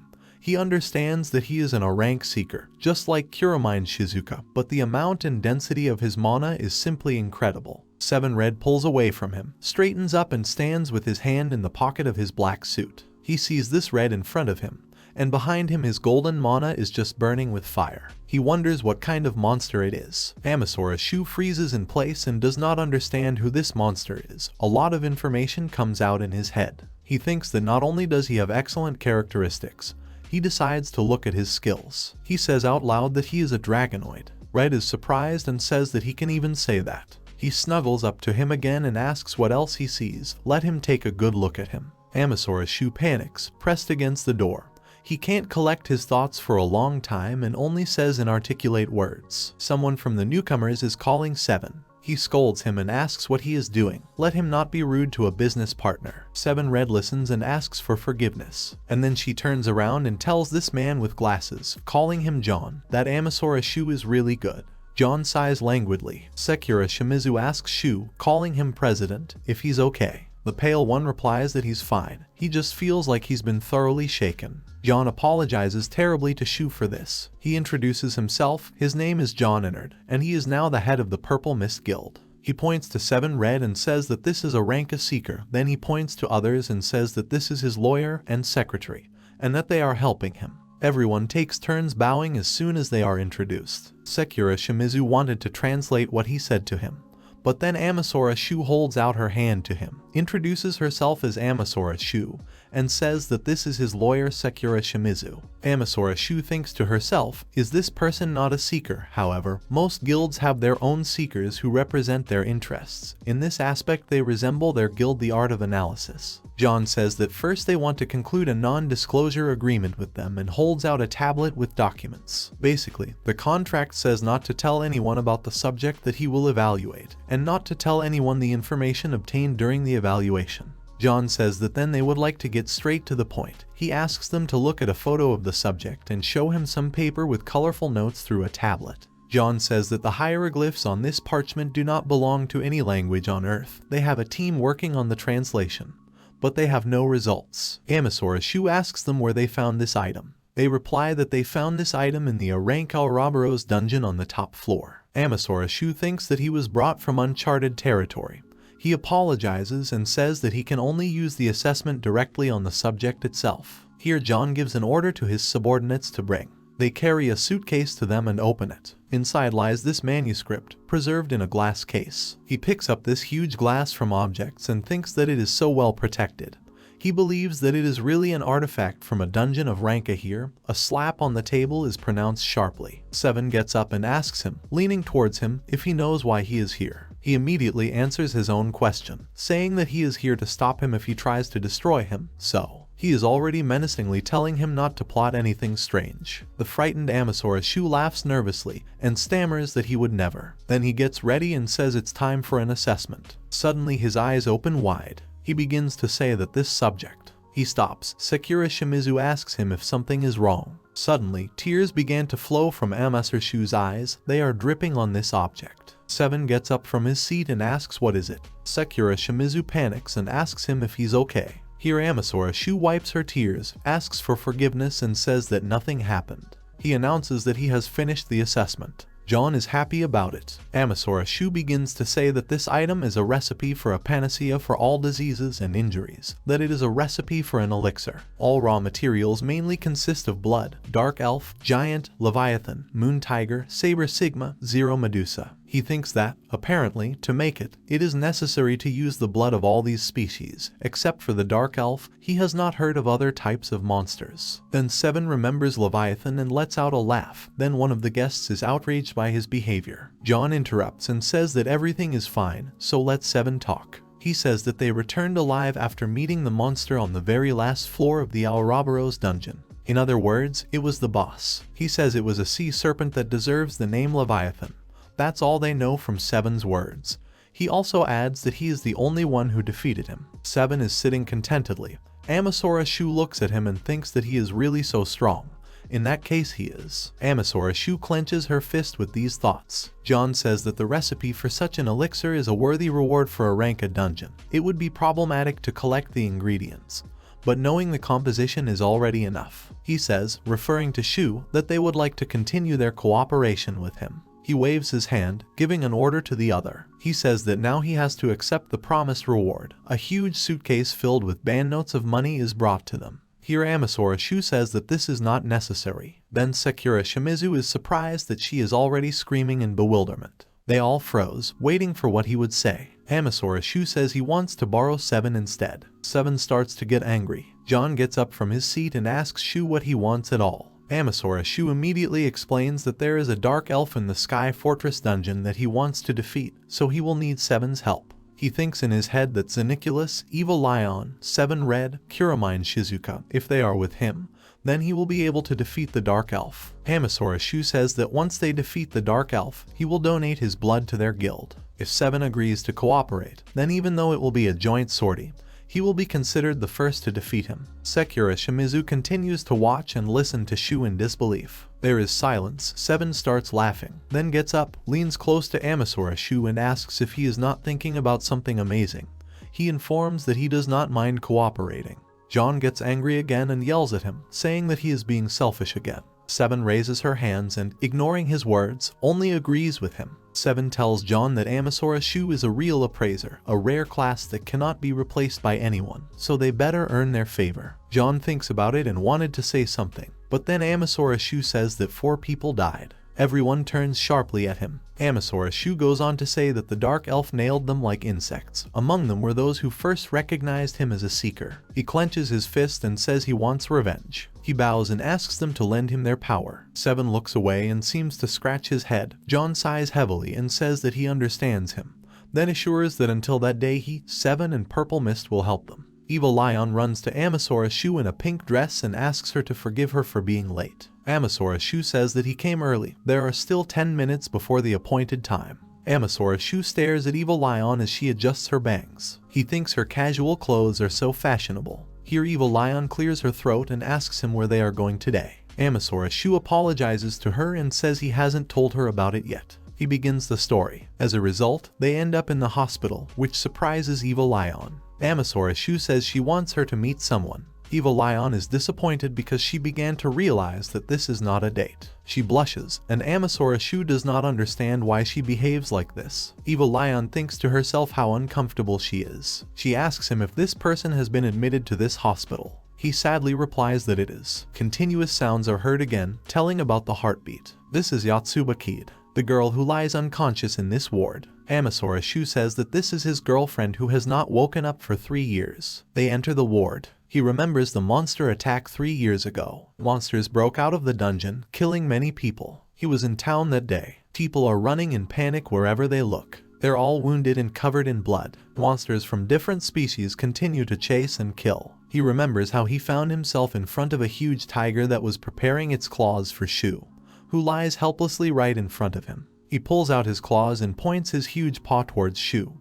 He gets scared and closes his eyes. But then a girl comes under attack, with confident eyes, but full of tears. Amasra Shu screams her name in horror, Kid. He tells Evil Lion that she fell into a dream after protecting him. Rescuers arrived immediately, but it didn't help them. They barely saved her life with potions. but she's still sleeping. Evil Lion, listening to this story, covered her mouth with her palm in surprise. Amasra Shu says that's why he became a seeker to save her. Evil Lion's eyes begin to shine. Amasra Shu goes on to say that even though he said it, they both lost their parents during that breakthrough. He's doing his best to pay the hospital bills. He says he finally has a ray of hope. He smiles, remembering the subject. Evil Lion asks him why he brought her here. Amasra Shu turns to her and says that, after all, Evil Lion is his first partner, and he wanted her to know about it. Evil Lion first wanted to say something, then let go of her head. After thinking a little, she told him that she would definitely collect everything for the elixir, and that she would try her best. Let him just say so. He awkwardly scratches the back of his head and says to her and really thanks a lot. Evil Lion says with a smile that they should hurry up and help Kita open her eyes, otherwise, the competition will not begin. Amasra Shu doesn't understand what Evil Lion is talking about. He asks what kind of competition it is and assumes that it is a competition with Keed, then asks again what kind of competition it is. Evil Lion smiles an innocent smile. Her cheeks turn red, she waits a little, answers him that it's a secret. Soon after, it was time to defeat the Dark Elf. A lot of reporters gathered at the dungeon. They announce that here she is, ready to enter the Heavenly Fortress, the head of the Guild of Bloody Idols Kuramine Shizuka. The journalist says that in the last expedition of the guild, the Bowl of 1,000 Swords could not reach the lower floors, but this time they are cooperating with a large foreign guild. He asks if they are aiming to completely clear the dungeon. Could she share her strategy or precautions? Kuramine Shizuka apologizes and says that she can't discuss anything because the leader of the expedition is on Shu, who is now pulling a camera around her neck. On the lower floors of the Heavenly Fortress, the four of them, Seven, Evil Lion, Kuramine Shizuka and Amasra Shu discuss the further expedition. Amasra Shu says that the boss hall is more than 5 floors away, so he decides to go through the plan again. He says that first of all they recruited 100 high-ranking seekers from famous guilds. They will be support. This is in order to estimate and calculate the range of the Dark Elf, the scale of his magic, and the speed of attacks depending on his position. Seven turns to Amasra Shu as the leader and asks if it is true that the Dark Elf uses magic. Then what is the probability that he will steal their mana? If he can leave the boss's room, then won't he aim for support? Amasra Shu listens to him calmly, and then says that this is true. He moves the foot of his foot, after which some green smoke remains and says that's why he uses his spirit warrior skill. Several spirits surrounded Shu. This skill allows you to summon spirits who obey him. They do not have consciousness, but they can use the same skills as him and work faithfully. He tells everyone that he left one spirit outside to keep in touch. Seven is even surprised and says that this is another interesting ability. Evil Lion, covering her mouth in surprise, says that this skill is really great. Kuramine Shizuka eventually asks what exactly they need to do to defeat the Dark Elf, even though they have more combat power now. But this does not change the fact that they do not know the exact number of enemies. Amasra Shu then says he will leave them to him and summons the spirit of Zeniculus to appear in enhanced form. Zeniculus is shown to them in human form with dark wings. He bows at his feet and says that he will carry out any of his orders, calling him his master. Seven notes to himself that the spirit looks strong. Kuramine Shizuka sees that it is a rank spirit, then asks Shu what he will do with it. Amasra Shu replies that he has 2 plans. The first is that Evil Lion defeats the Dark Elf with the help of the snake god Orochi. Magical attacks are disgustingly ineffective. This will annoy the opponent, who mainly uses them. However, the Dark Elf defeated him last time. He thinks it was a physical attack enhanced by magic, therefore, he snaps his fingers, after which an infinite number of spirits appear. Spirit warriors can use the same skills as him, so they can apply the copy skill to the summoner outside, so they can gather all the useful kinds of spirits. He says that Zeniculus can use teleportation, and that he will transfer the spirit to fight an elf, and then fight to protect Orochi and other spirits. He says that in the best case, this will be the end of it, but most likely they will be destroyed, in his opinion. Here he says that in this situation they will use the second plan. He assumes that most likely the Dark Elf will detect their location by mana. He adds that he has the Eagle Eye skill, which gives him excellent eyesight. He will see where he is coming from. Meanwhile, Seven and Kuramine Shizuka will ambush him on his way. They all listen to him attentively. He says that even if it does not overcome him, he will definitely receive damage. At least they will have time to call Orochi again. Here Seven says that sounds good, and that he personally wants to fight this Dark Elf. Kuramine Shizuka agrees and says that with their experience they will cope with any unforeseen situation. Then suddenly Evil Lion feels something and shouts to everyone that Orochi is defeated. Amasra Shu immediately uses his eagle eye. His consciousness walks along the walls and finds a dark elf who is looking for them. He also sees Orochi lying in blood. He thinks he now has a good idea of his physical abilities. Amasra Shu shouts to Kiramine, Shizuka and Seven to prepare for battle. He says the dark elf will be here in 2.5 minutes. But then he stops talking because he sees another person, an elf with red hair, who is walking with a dark elf guy. Here Xeniculus shouts to his master with a worried look, quickly teleporting. Xeniculus appears right in front of Amasra Shu and covers him with his body, which Amasra Shu does not have time not to react to it in any way. The wall breaks. Xeniculus and Amasra Shu in an embrace escape thanks to the fact that he covered them with his wings. Evil Lion and Kiramine Shizuka cover their faces with their hands so that the remnants and fragments do not fly into them. Seven manages to hide at the pillar. His face expresses some shock. Amasra Shu looks out from the wings of Xeniculus and sees how an elf with red hair landed on them. Ha! She gets up. Her eyes look like a cat's. She says that here she is, and that they got caught. Da comes out after her and asks if he didn't say he had excellent guards. He calls it a survival technique for the weak. Amasra Shu sees a huge flow of energy in them and can't believe her eyes. He looks at the elves in turn and still wonders that there are 2 of them. The elf girl asks her partner if these are the people he was talking about. She notices that they don't look very strong. He smiles and asks if he said they were strong. He adds that they were just lucky to escape. He assures me that this will not happen again. Here Amasra Shu panics because he did not plan this. He reflects that there should be only one boss in the dungeon. He sees a window of characteristics about a dark elf girl who has B rank magic and double a rank physical strength. He thinks she's as strong as the elf guy, and she specializes in physical attacks. He thinks hard about what they should do, escape through the Xeniculus teleport. Then he realizes that no, he can only move 5 floors at a time. But what can he do then to defeat the monster? He's panicking. Here the elf girl begins to act, saying that does he know that she is so taken out by people who stand in the way. So first he decides to kill him, and aims his magic directly at Shu. Amasra Shu realizes that she is so fast, his eyes open wide. But someone calls the Earth Dragon and now Seven is standing in front of him in a different guise and reflects the blow of the Dark Elf, which she did not expect. After the blow, smoke remains. Seven, covered with stones, stands with a smile, anticipating the battle. Amasra Shu sees his abilities again. Seven can enhance all kinds of abilities by turning into different dragons. So the Earth Dragon significantly increases attack power and defense. Amasra Shu hurriedly gets up and begins to stammer his name. Here Seven directly asks him if they are running or fighting in the end, and then says that he hopes that he will decide quickly. Then Kiramine Shizuka comes out and says that they will all eat up on it. She adds that they trust him, Amasra Shu. She summons her magic, blood gushes around her. Evil Lion resolutely asks what they are going to do. They are all waiting for their leader's order. He purses his lips. Xeniculus is worried, seeing how his master is panicking. But suddenly he is interrupted by Shu himself. Exhaling all the excitement, he gives everyone the order to destroy the Dark Elves. He talks out a plan that Xeniculus and Kiramine Shizuka will take care of the guy, and Seven and Evil Lion will take care of the girl. The whole team reports to him that they understood him. The elf guy tells the girl that some were not there last time, so what do they think? But the girl says frighteningly that she failed to kill him twice.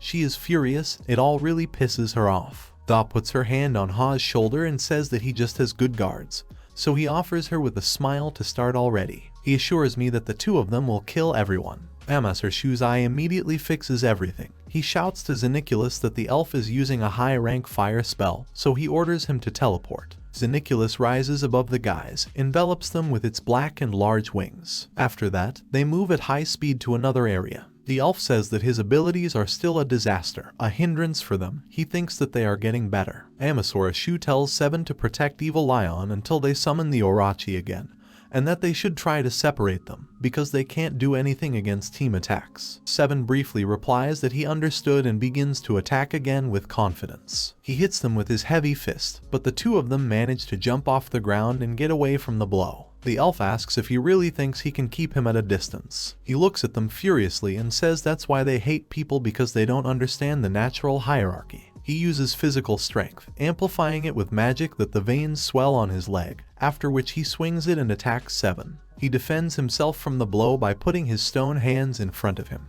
Then Seven groans in pain and sees that his stone hand is starting to bleed. The elf asks him with a satisfied look how quickly he will break down in this case. Then suddenly a certain elixir pours on him. A whole cone with a blue potion flies to him. It was thrown to him by Shu using the portal. Thanks to the support, they have a lot of elixirs. Maybe the assessment skill is slowly increasing, but in physical rank it is at least at the level of a pro. He shouts to Seven to count on him for treatment, let him not worry, and continues to attack her. Seven clenches his fist and gives the answer that he understood everything. Seven laughs at the elf, calls her dirty and provokes her, saying let her go to him. She stands in front of him and lets out an incomprehensible laugh with the fact that she can't believe he said that. She says menacingly that he really pissed her off. At this time, Kiramine Shizuka controls the blood that swirls around her. She and Xeniculus have surrounded a dark elf who is holding on to his spells. Xeniculus is rapidly flying towards him. The elf notices him and immediately conjures the crack and destruction of the earth, over which Xeniculus has just been. He manages to fly away and realizes that the elf uses spells too quickly. It takes all his strength to teleport in time,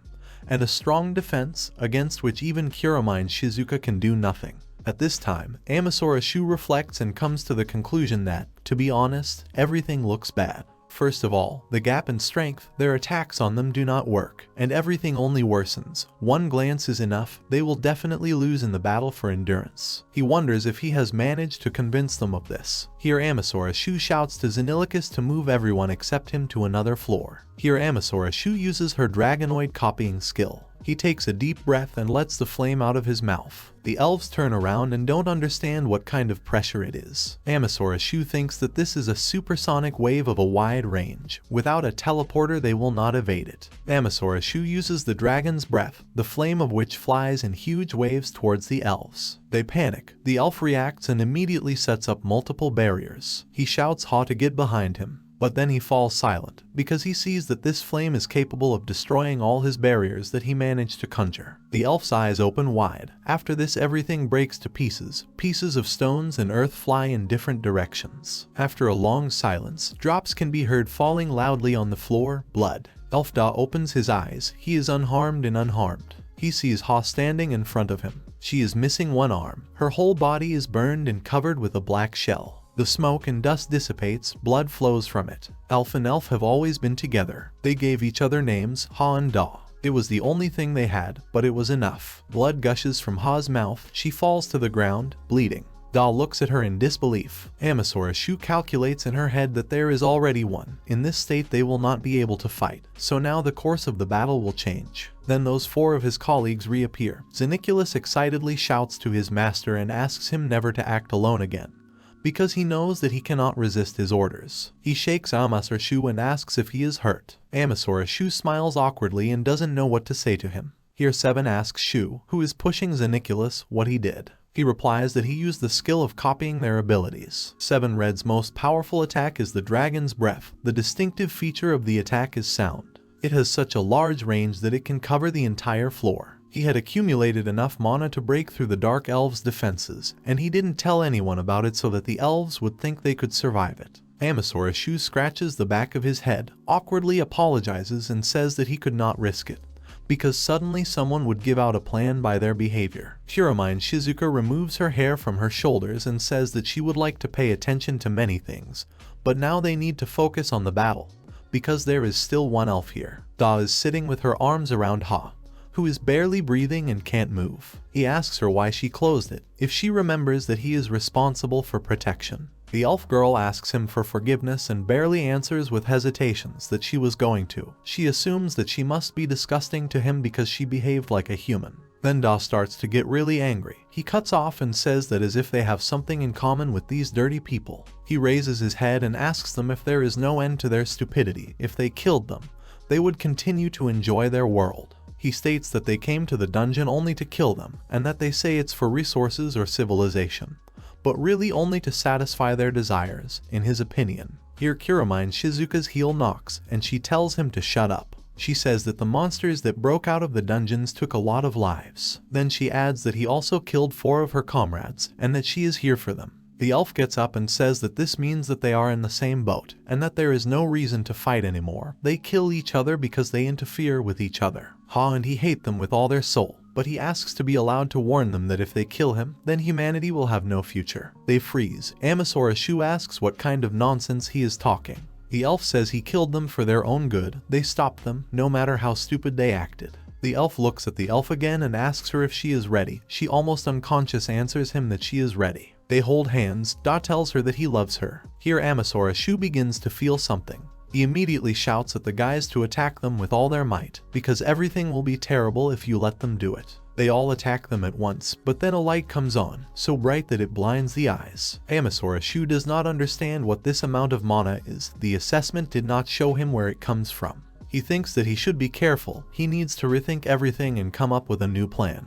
But then he heard the drawling voice of Xenichus, who is calling his master. He opens his eyes and sees that the silhouette of Xenichus begins to slowly disappear. His body broke through, after which only feathers remained, calmly floating in the air. He sees a face that tells his master to run. Amasra Shu freezes in place. He is distracted from the shock by Kuramine Shizuka, who shouts at him to hurry up and use the assessment. She does not have time to say anything else. The sword falls to the floor with a sound. Eva Lion looks in horror and does not understand what it is. Seven next to her is also confused. Another dark elf with long, snow-white hair appeared in front of them. Transparent wings and several layers are visible behind it. He opens his eyes and says that one has been killed, and that they have dealt with the traitor. He turns to people with a smile and asks how those who have not even conquered the Archangel rank dungeons could think that they would be able to pass the Seraphim rank dungeon. They ask the main question, what is it? Amasra Shu analyzes his words about Seraphim and concludes that two dark elves have united in this. He makes an assessment. He sees that this monster is called Seraphim,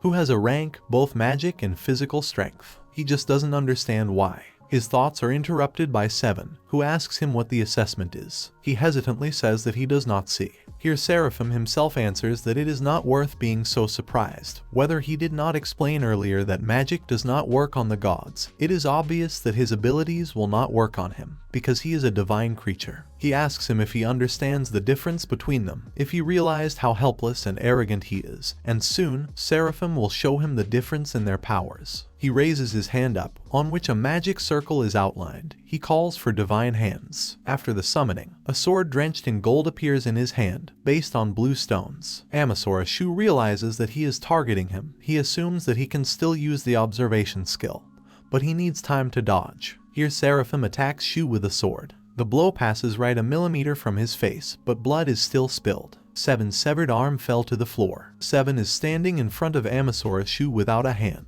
Seven's face is tense. He says it's a disaster because it's his strongest form, and he doesn't care about it. Seraphim tells him that this is a good reaction. However, according to him, there is no scale that could withstand his divine sword. Then he asks, suggesting to him that he can chop off his other hand as well. Here Evil Lion summons divine weapons and attacks Seraphim. Their swords collide, holding each other under pressure. Evil Lion with tears in her eyes says that she will protect him. Seraphim only laughs with the behavior of Evil Lion. Amasra Shu is still standing in a stupor behind. He does not understand what is happening, because he can neither evaluate him nor predict his movements. Here he is just a burden. In his opinion, he thinks that his comrades are forced to protect him again and again. He remembers Xenichus and realizes that he died because of him. He remembers the last word, but suddenly he calls him master. Amasra Shu abruptly raises her head and shouts the name of Xenichus. He apologizes to his master and says that he will not be able to teleport in time and he had to sacrifice his physical body. He asks him to hold out until he can be called up again. Amasra Shu smiles because she thinks they still have a chance to win. He gets up from the floor. In his opinion, as long as they have the Xenichus teleporter, they can use that plan. Then Seven sees him get up and say that he seems to have perked up, calling him a leader. Amasra Shu, in a panic, says that they need to take care of his hand. Seven tells him not to worry about it and summons a dragon change, after which he turns into an earth dragon. Suddenly, his severed arm just grows out of his shoulder. Amasra Shu asks him if he is immortal. He tries to move his hand and says it's like regeneration in lizards, but he can't do it all the time. Therefore, now he will fight in full force. Here Seven with his claws pounces on the Seraphim and grabs his divine sword. But Seraphim swings his sword sharply, after which blood splashes again. He was shot right in the chest. He's bleeding from his mouth. Here Kuramine Shizuka connects, forming a sword from a stream of blood. But Seraphim cuts off this bloody sword, after which he drives it into her stomach. Kuramine Shizuka coughs. She does not have time to react. After being wounded, she falls to the floor, twists, grabbing her stomach with her hands. She's bleeding out. Kuromine Shizuka raises her head. Seraphim says that it must be hard to be so pitiful, so he wishes them to fall to dust and conjures his spell, causing a circle. Numerous lights rush into Kuromine Shizuka and Seven. He lets them in, they fly straight to them. Here Evil Lion intervenes and summons the divine beast, the snake god Orochi. Orochi appears and takes all the blows of the Seraphim on himself, without receiving any harm. At the same time, Evil Lion attacks him with her sword. Their swords collide again, because Seraphim manages to react, turn to face her and repel her blow. Sweat is streaming from Evil Lion's face. She is standing in front of him with great zeal. Seraphim smiles and says that it seems only she can fight now, but then adds that it won't be for long. Amasra Shu on the sidelines reflects that this is true. If everything continues like this, then they will lose. He thinks hard that there is only one option left. In the office, they discuss Plan B. Amasra Shu told the others that this was a plan in case his assessment didn't work. If they used it, he was sure they would beat him. Here Amasra Shu says that then in this case they will not receive the blood of a dark elf. He remembers his girlfriend in the hospital and clenches his fist. He thinks that with Plan B they can defeat the Dark Elf Seraphim and everyone will stay alive. But the reason he came this far was all for Keed's sake. If he drops them and teleports with the help of Xeniculus, he can try again, because in the end he is interrupted from his thoughts by Evil Lion, who calls him by name. She shouts to him that she will try to overcome him, so let him not even dare to think about that plan. Amasra Shu's eyes widen upon hearing these words. As a result, Evil Lion's sword flies off to the side. She herself falls back to the ground. She's trembling all over and barely crawling. Seraphim says that this is great, and that now the most helpless is left. It seems to him that he has some kind of plan. He asks him why he won't use it. Here Evil Lion shouts to Shu that it is impossible to do this, and that she can still fight. Amasra Shu gently smiles at her. Then Evil Lion realizes that everything will be exactly like this. He thanks Evil Lion, and she freezes in place. Amasra Shu orders the spirit warriors to come to him. They all appear next to him and surround him. Seraphim asks with a smile that now, as far as he sees, they are not so strong. In his opinion, he doesn't care how many weak copies of him there are. Amasra Shu tells him to just watch and that this is the last thing he has prepared.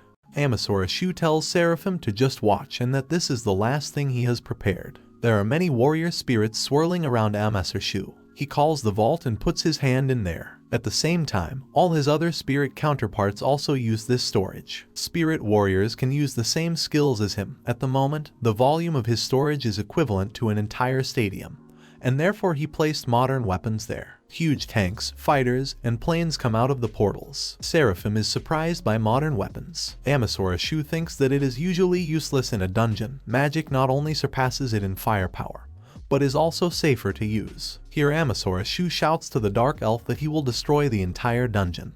Here Seraphim is seriously worried and scared. Amasra Shu takes Evil Lion to her, embracing her with one hand and calls Xeniculus to come. After that, he gives the order to the warrior spirits to kill the Seraphim. At the same time, several attacks sharply fly at Seraphim.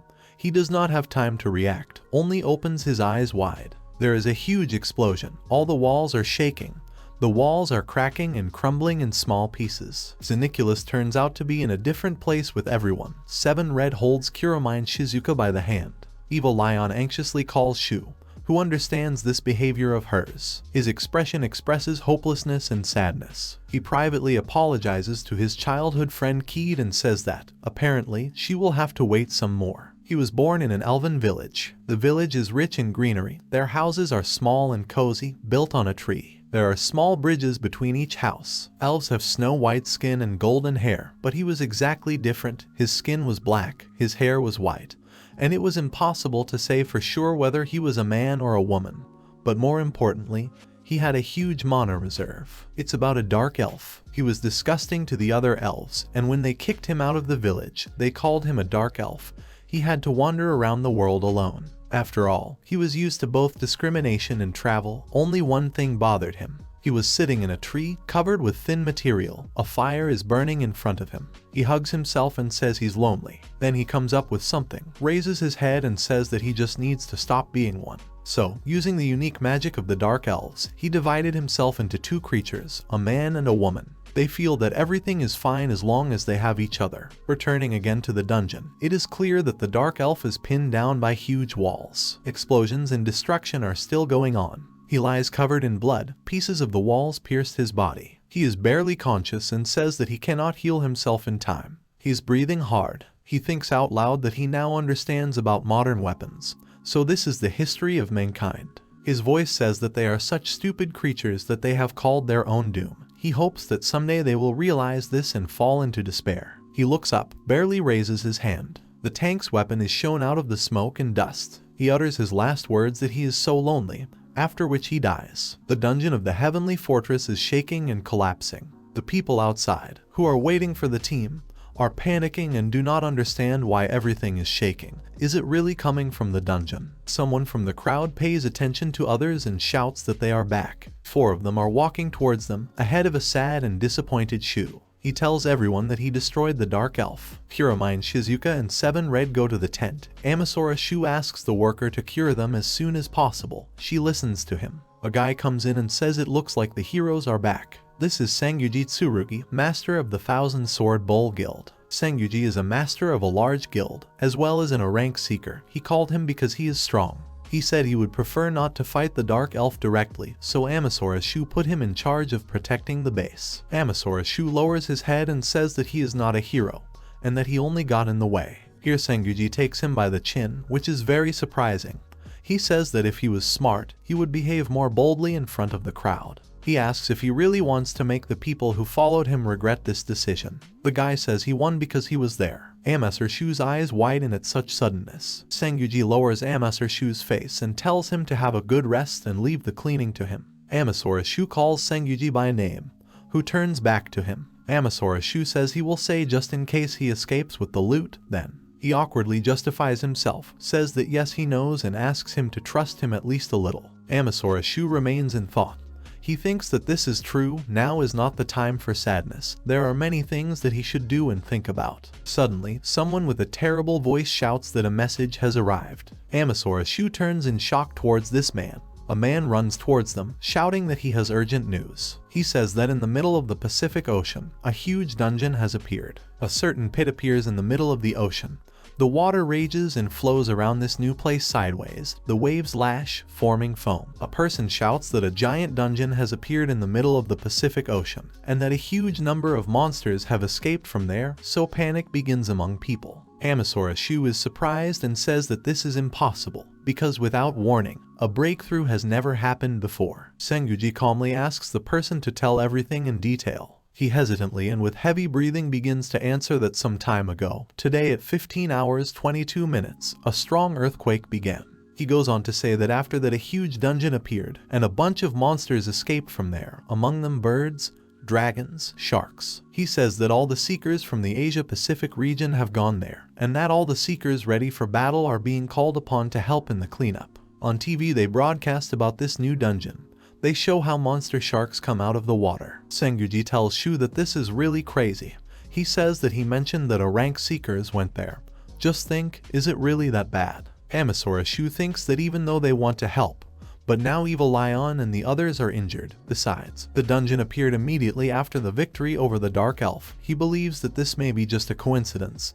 He does not understand what is happening. Someone comes to them and addresses Sengyuji. This man says that they found a magical device in the boss's room, and that it looks like a transmitter. He then adds that it can translate any language. Amasra Shu's eyes widen as he remembers the Dark Elf's words that he is killing them for their own good. His hand, which holds the phone, begins to shake. He covers his mouth with horror. He hopes and thinks, just let them not say that they did everything in the wrong order. Only at the very end they had to learn the recipe for the elixir, if you think about it.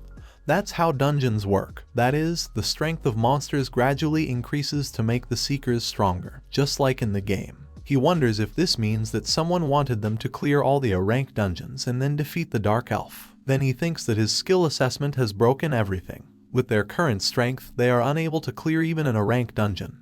Most likely, this new dungeon will be many times more difficult than the Heavenly Fortress, in his opinion. He imagines numerous corpses and comes to the conclusion that they will not stop this breakthrough in any way. Sengyuji brings Shu to reality by asking him what is wrong. He says with a trembling voice that it's all his fault. He remembers how the elf told him that if they had killed him, their world would have continued. He begins to understand that's what he was talking about then. Amasra Shu tells Senguji that someone assumed they would be able to handle this breakthrough. If someone was able to defeat the Dark Elf, then they would somehow. His speech is interrupted by Evil Lion. Agitated and out of breath, she calls his name. She screams at him that it's not his fault. Amasra Shu lowers her eyes, seeing her. She keeps telling him what's wrong with the Seekers clearing the dungeons.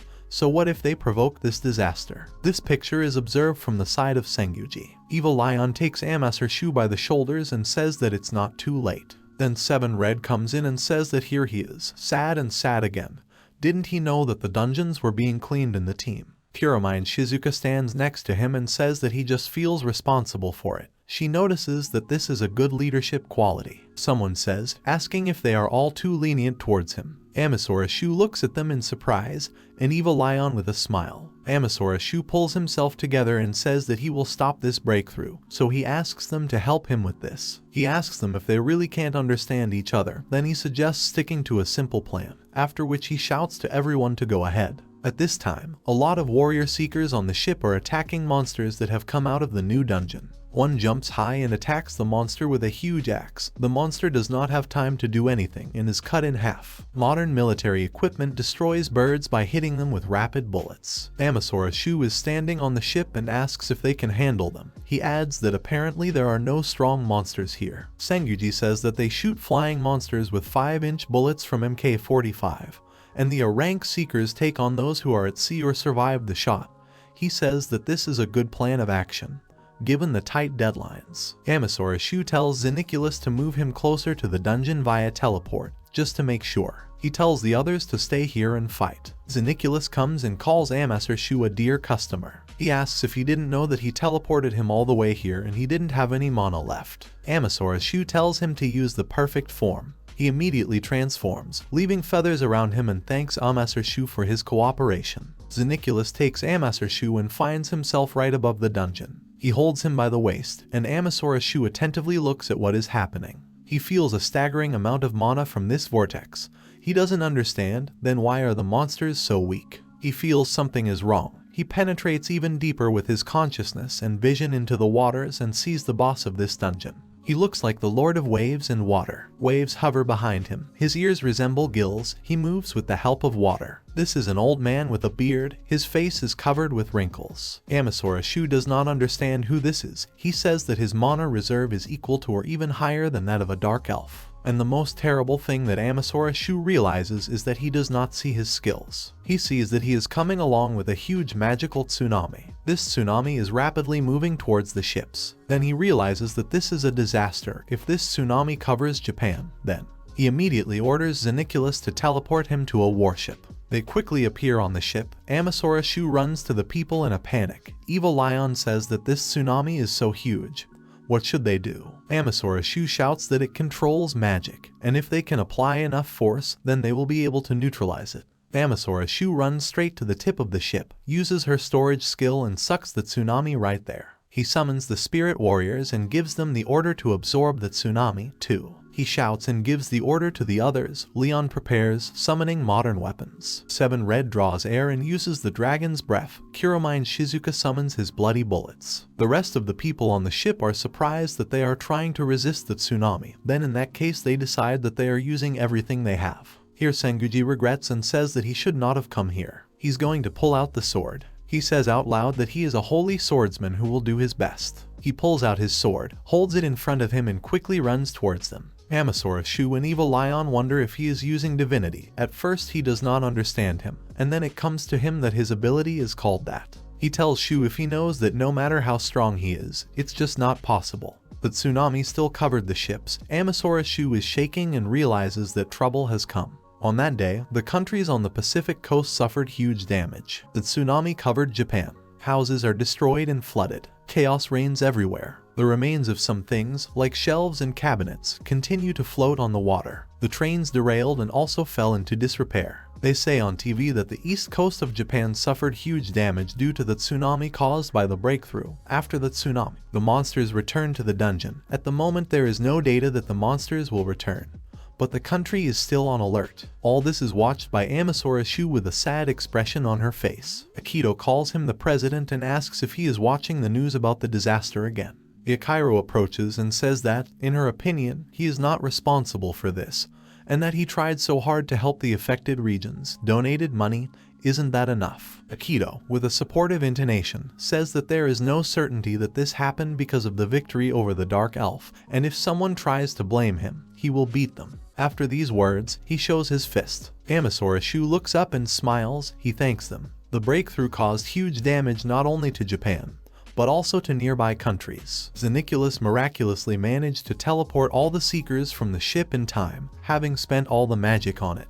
But the tsunami destroyed the entire coastline. They confirmed that that whirlpool was a large dungeon and gave it the name Watatsumi. In terms of complexity, it received the highest rating, E's rank. If that humanoid monster that caused the tsunami reappears, then a lot of people die. According to the experts of the dungeon of the scale of the breakthrough, another should not happen for 10 years. But they should not relax their vigilance. And so a cleanup plan was developed. It was called the Dungeon City. The most important thing when clearing a dungeon is to protect the base. The idea was to build a floating city next to the dungeon and invite guilds from all over the world there. It will not be fast. It will take 2 or 3 years to implement this plan.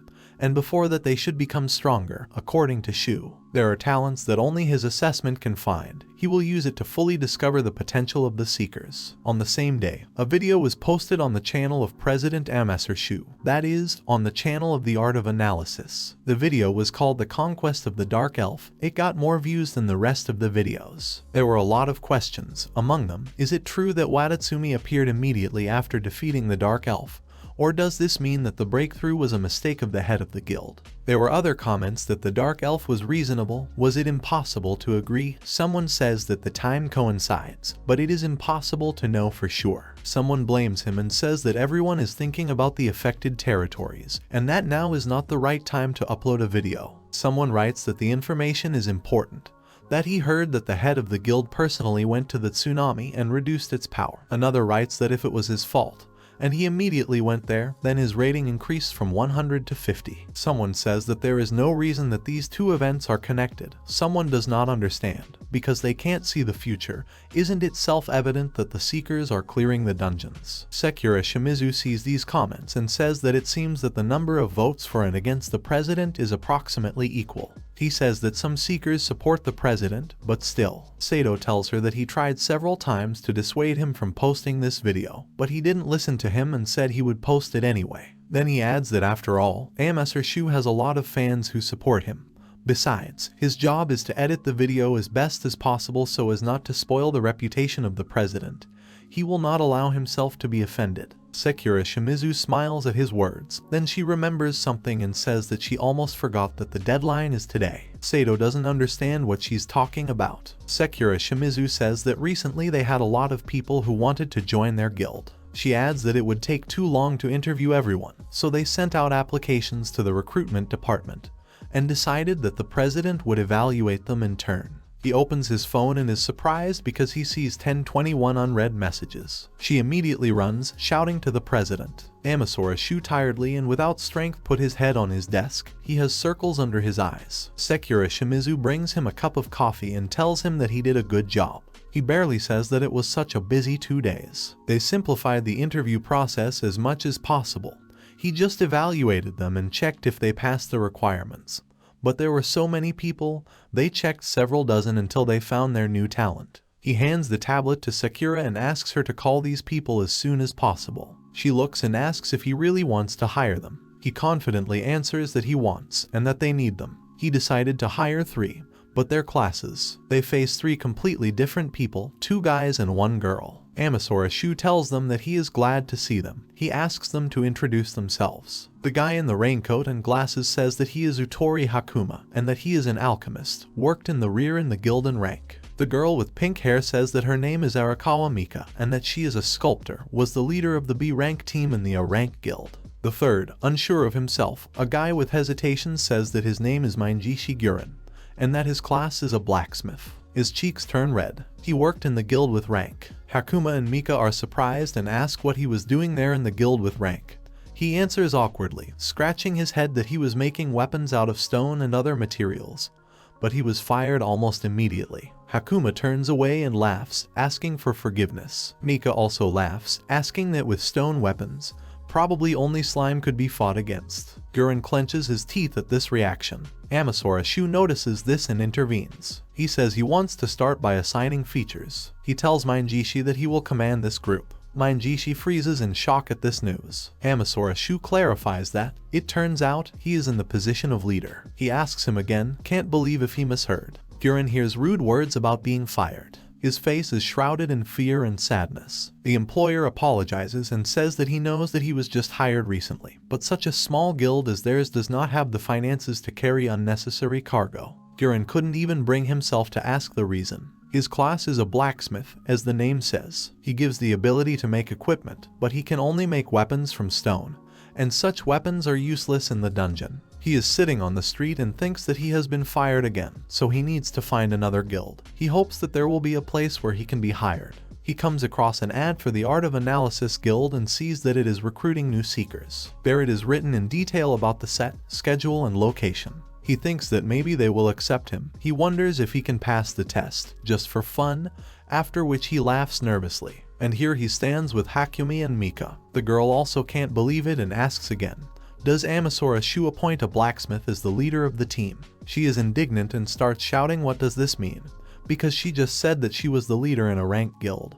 Why should she obey someone with such a useless class? She already comes up to Amasra Shu's table and slaps it, showing all her anger. Gurren stands awkwardly behind. Amasra Shu calmly replies to her that according to his assessment, this is the best choice. He says it's simple because among them, Manjishi Gurren has the strongest abilities. Gurren himself is shocked by such words and freezes in silence. Then Hakumi intervenes and asks if he really wants to say that he is weaker than the guy who was fired from their ranked guild. The girl screams that she refuses to accept it, because before that she hadn't even heard about the blacksmith class, and didn't he say that he could only make weapons out of stone? Mika and Hakumi are waiting for Shu's answer. He says that he understands them and offers, asking how about following his instructions for 1 month. If after that they don't change their minds, then they can return to their past guilds. Then he adds that, however, he has to warn them about one thing. He gets up from his seat and says that he is an appraiser, and that nothing will deceive his eyes. Silence comes. Sakura Shimizu also does not understand him. She thinks that he was not like that before. No one contradicts him after these words. In the workshop, Gurren is diligently engaged in his work, making weapons out of stones. Sparks fly in different directions from drilling. He works in special glasses. Finally, his sword is ready. He takes off his glasses and rejoices that he is ready. He says it's great. Then he gets a little sad and says that they are just stone swords after all. He thinks that Amasra Shu has gone so far to prepare a workshop for him, but he can only defeat the weakest monsters. He sighs and says that Amasra Shu said he was the strongest. He thinks it can't be true. He says he is sure that Amasra Shu will be disappointed when he sees that this is all he is capable of. He thinks that maybe he will be fired again. Then Amasra Shu suddenly enters and asks how things are going with the blacksmithing business. He gets scared and immediately comes to reality from his thoughts. Amasra Shu approaches, sees a lot of swords stacked in a box, and says he sees that he has made several. He fumbles awkwardly on the spot, not knowing what to say to him. Suddenly, Amasra Shu picks up the sword and examines it carefully. He's worried. Amasra Shu turns to him and says that the sword looks great, so let him continue to do the same. Gurren smiles and rejoices, scratches his neck and obeys him, smiling broadly. Amasra Shu asks him where Utori and Irakawa are. After all, he asks them to help. He awkwardly replies that they said they were leaving. He says that they gave him their resignation letters, and that he tried to persuade them not to leave, but they did not want to listen to someone like him. He sighs heavily. Amasra Shu awkwardly says what an irresponsible couple they are. Then he adds that as long as he is here, everything is fine. Gurren apparently did not expect such a reaction and words. Amasra Shu says that then he will take these swords and picks up a whole box with dozens of stone swords. Here Gurren begins to ask him why he thinks so highly of him. He is an ordinary blacksmith, and he can only make useless weapons. Amasra Shu calls his name and says that the blacksmith is not a weak class. He smiles and says that maybe he hasn't figured it out yet, but that's what his assessment abilities show him. He turns to Gurren and says that he has big plans for him. Gurren's eyes widen in surprise. He remembers all the words that told him that he was fired,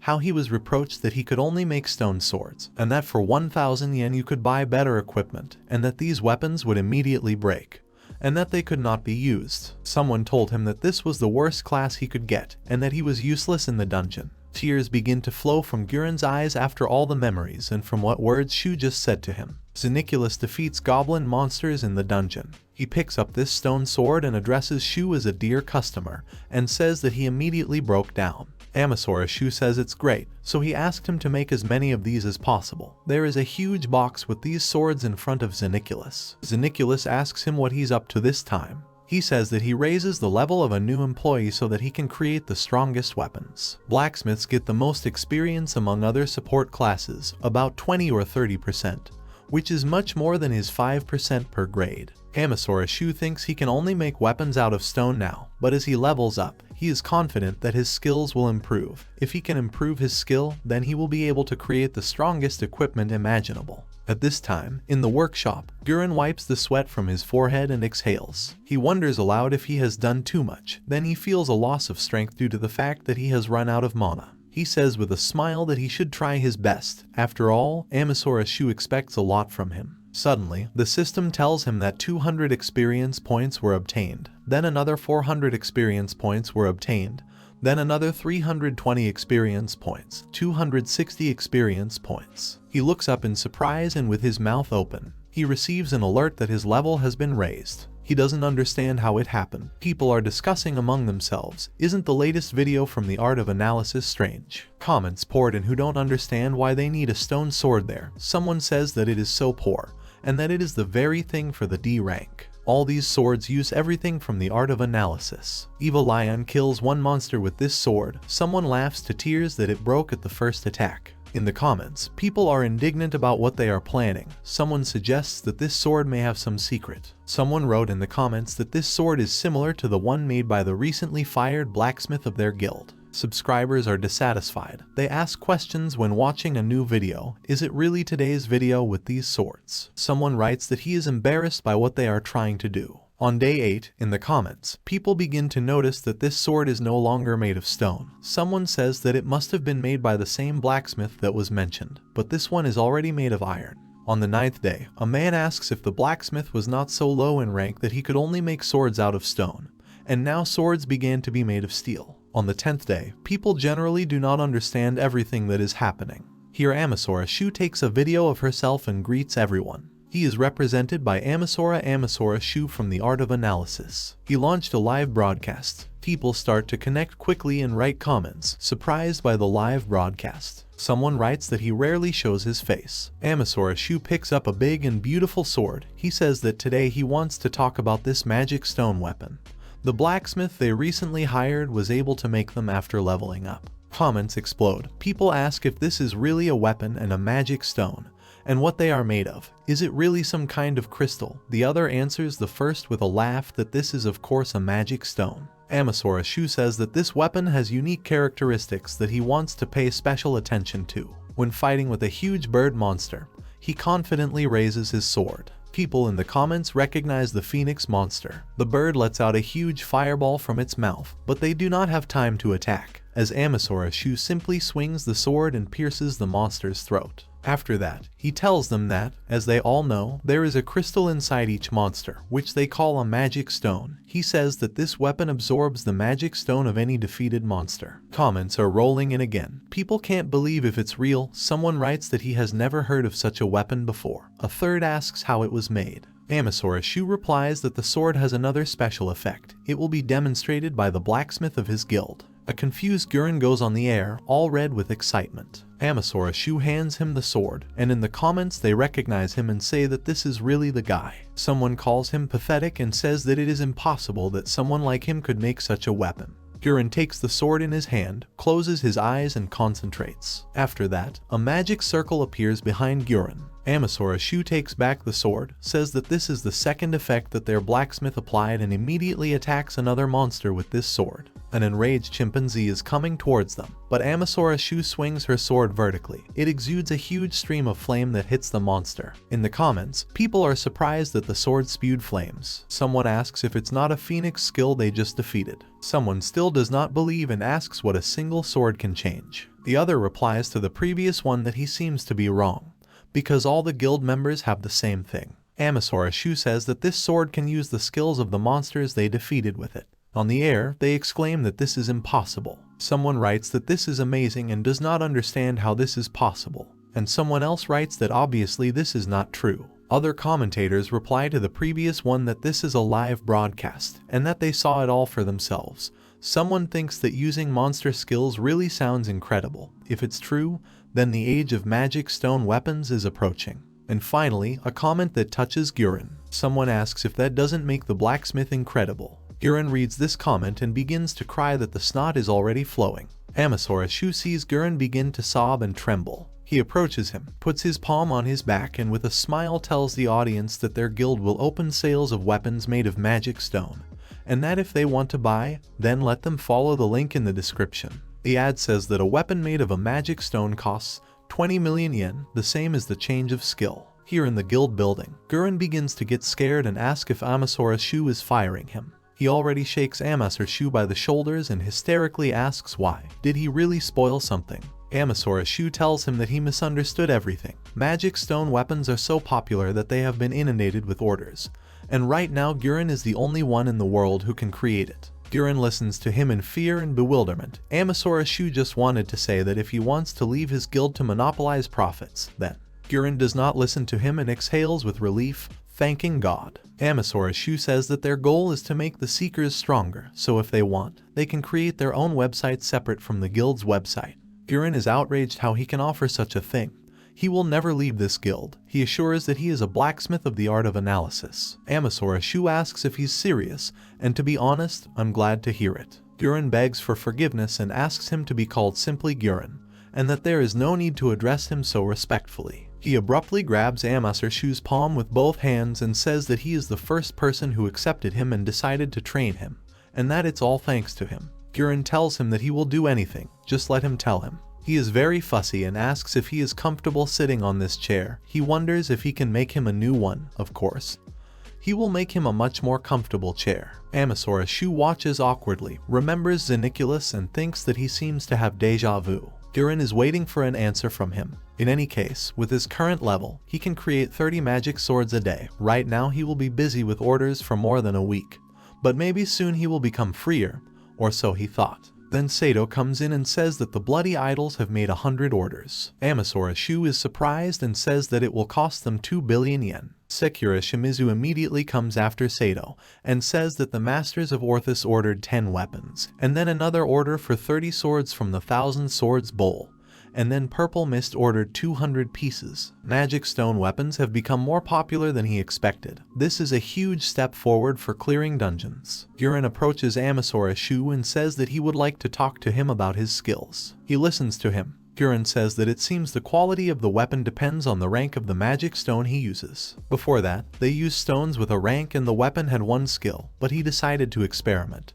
And it seems that when using higher ranked stones, you can increase the number of skills that will accommodate the weapon. Then he finally says that's why he wanted to ask him for a dark elf magic stone. He says that if he uses a double a rank monster stone, he will be able to increase the number of skills to 4, so he asks to be allowed to do this. He wants this weapon to belong to him. Amasra Shu listens to him attentively. Gurren says it will be the one-of-a-kind strongest weapon in the world. In the guild building, Akito looks at the sword and says what kind of swords Gurren has are amazing. This is a sword made of a magic stone in rank. Its skill cells, agility, and attack. Akito says he feels like with each use of this sword, his strength increases at an insane rate. Yakiru supports and says that the same thing about her Kakara. Now she can at least protect herself a little. She says that Gurren is really an incredible blacksmith. At the moment, dexterity is considered the most suitable skill for swords made of magic stone. This skill increases the mastery of the sword, and also simplifies the process of learning it. Amasra Shu thinks that if things continue like this, then a magic stone armor may appear next. He decides that he needs to talk about it with Gurren. While he was thinking about this, Gurren himself came up to him, sniffling, crying, and barely pronouncing, addressing Shu. He gets scared and asks what's wrong with him. Gurren says he can't believe anyone can be so grateful to him. He says it's all thanks to him, Shu. Amasra Shu gets up from his seat and asks what he's talking about, and then tells him to get ready, because he just pushed him in the right direction. He puts his hand on his shoulder and says with a smile, "Isn't it all thanks to the fact that he is still here and does not give up dreams of becoming a seeker?" Gurren starts crying even more. He says that she wants to create the strongest sword in the world for him. He wants every millimeter of it to be perfect, so it will take a long time. But when it is completed, it will undoubtedly become the strongest weapon ever recorded in history. Evil Lion comes in and apologizes for being late. Amasra Shu says that everything is in place. He starts the meeting. Amasra Shu begins to tell that the reason why he gathered them here today is because he believes that the right moment has come to tell about one fact, something that he has not told any of them. Akito asks again if it's something he didn't tell them. Evil Lion asks if even those who joined the guild from the very beginning, like her. Amasra Shu says that it is, and that only Gurren knows about it. Gurren blushes and smiles awkwardly. Amasra Shu says he just couldn't find the right moment to tell, but now the world has the right to know about it. Akito hurries and asks again what it is it really some kind of secret? Amasra Shu starts saying that this is about how level up works. He believes that in the future, people will need supporting classes like his grade or Gurren's Blacksmith, so that all seekers can benefit from the grade, and also become stronger using magic stone weapons. He needs to be told about this so that the E's rank dungeons are cleared and the elixir is completed for Keith's sake. Amasra Shu looks at her phone and notices something. He sees some kind of comment among the other typical ones. A subscriber asks the others if they have heard about the accident with the blacksmith, whom the guild from Osaka tried to teach. Suddenly, a person in blood is taken out of the ward in an emergency. Amasra Shu immediately uses the assessment and sees that this person from the carpenter class is at level 3. Amasra Shu walks viciously and quickly down the street with the idea that he has ruined everything. He thinks he should have seen this coming when he started uploading videos about the blacksmith. The blacksmith is still a rare class. Unlike the appraiser, there are several of them in the country. Of course, as soon as the guilds learned about the usefulness of support classes, they immediately tried to train them. Amasra Shu approaches Sato and says they will post this video later. Amasra Shu makes a video where he says that today he will tell them about the secret of raising the level that he has discovered. All the viewers are watching the video in anticipation. Amasra Shu says he wants to report this as soon as possible, as he has heard that production classes have been sent to the dungeons for training. He will say as clearly as possible, "This is a waste of time."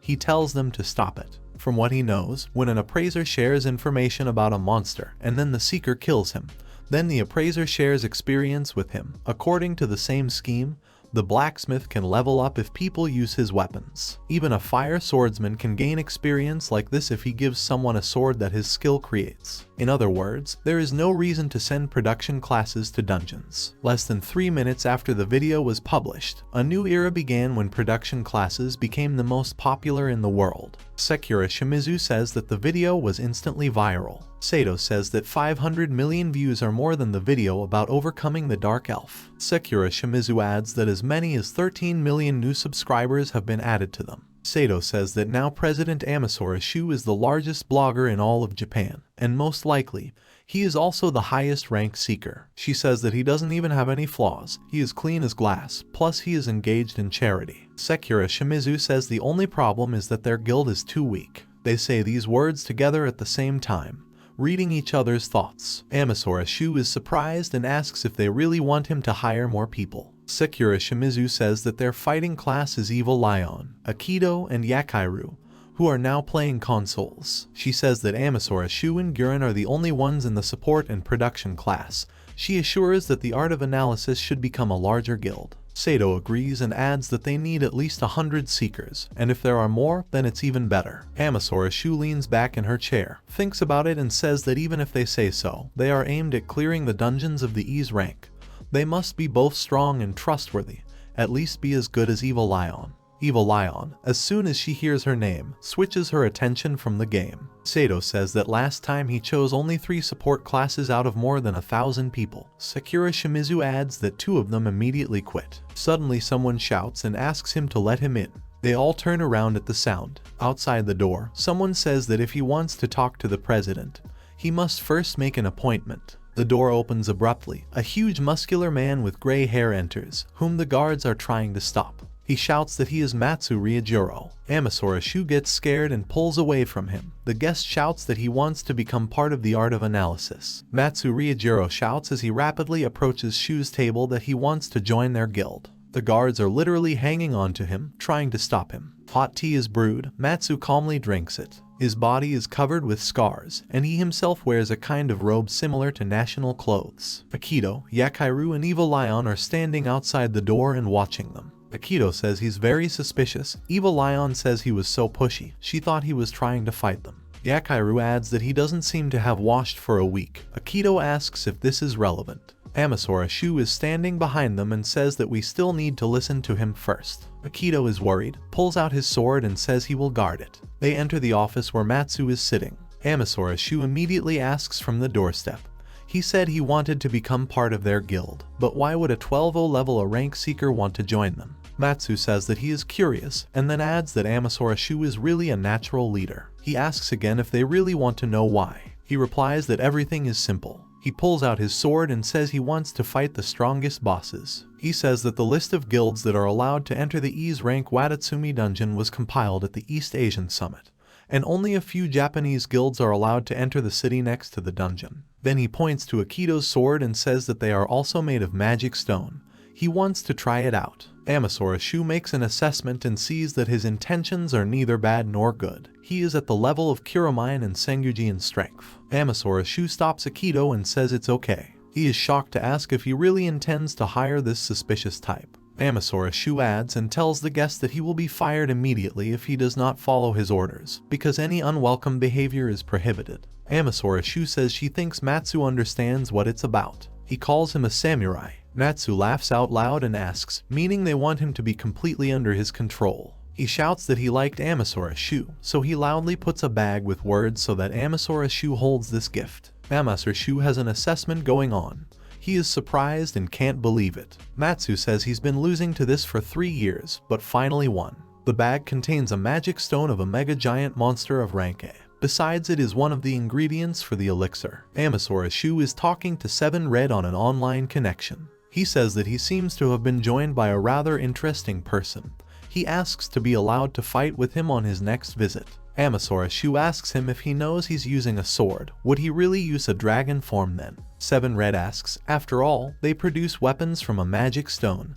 Now he is good with a sword. Someone is in 7 Red's office and waving his hand, giving him some kind of sign.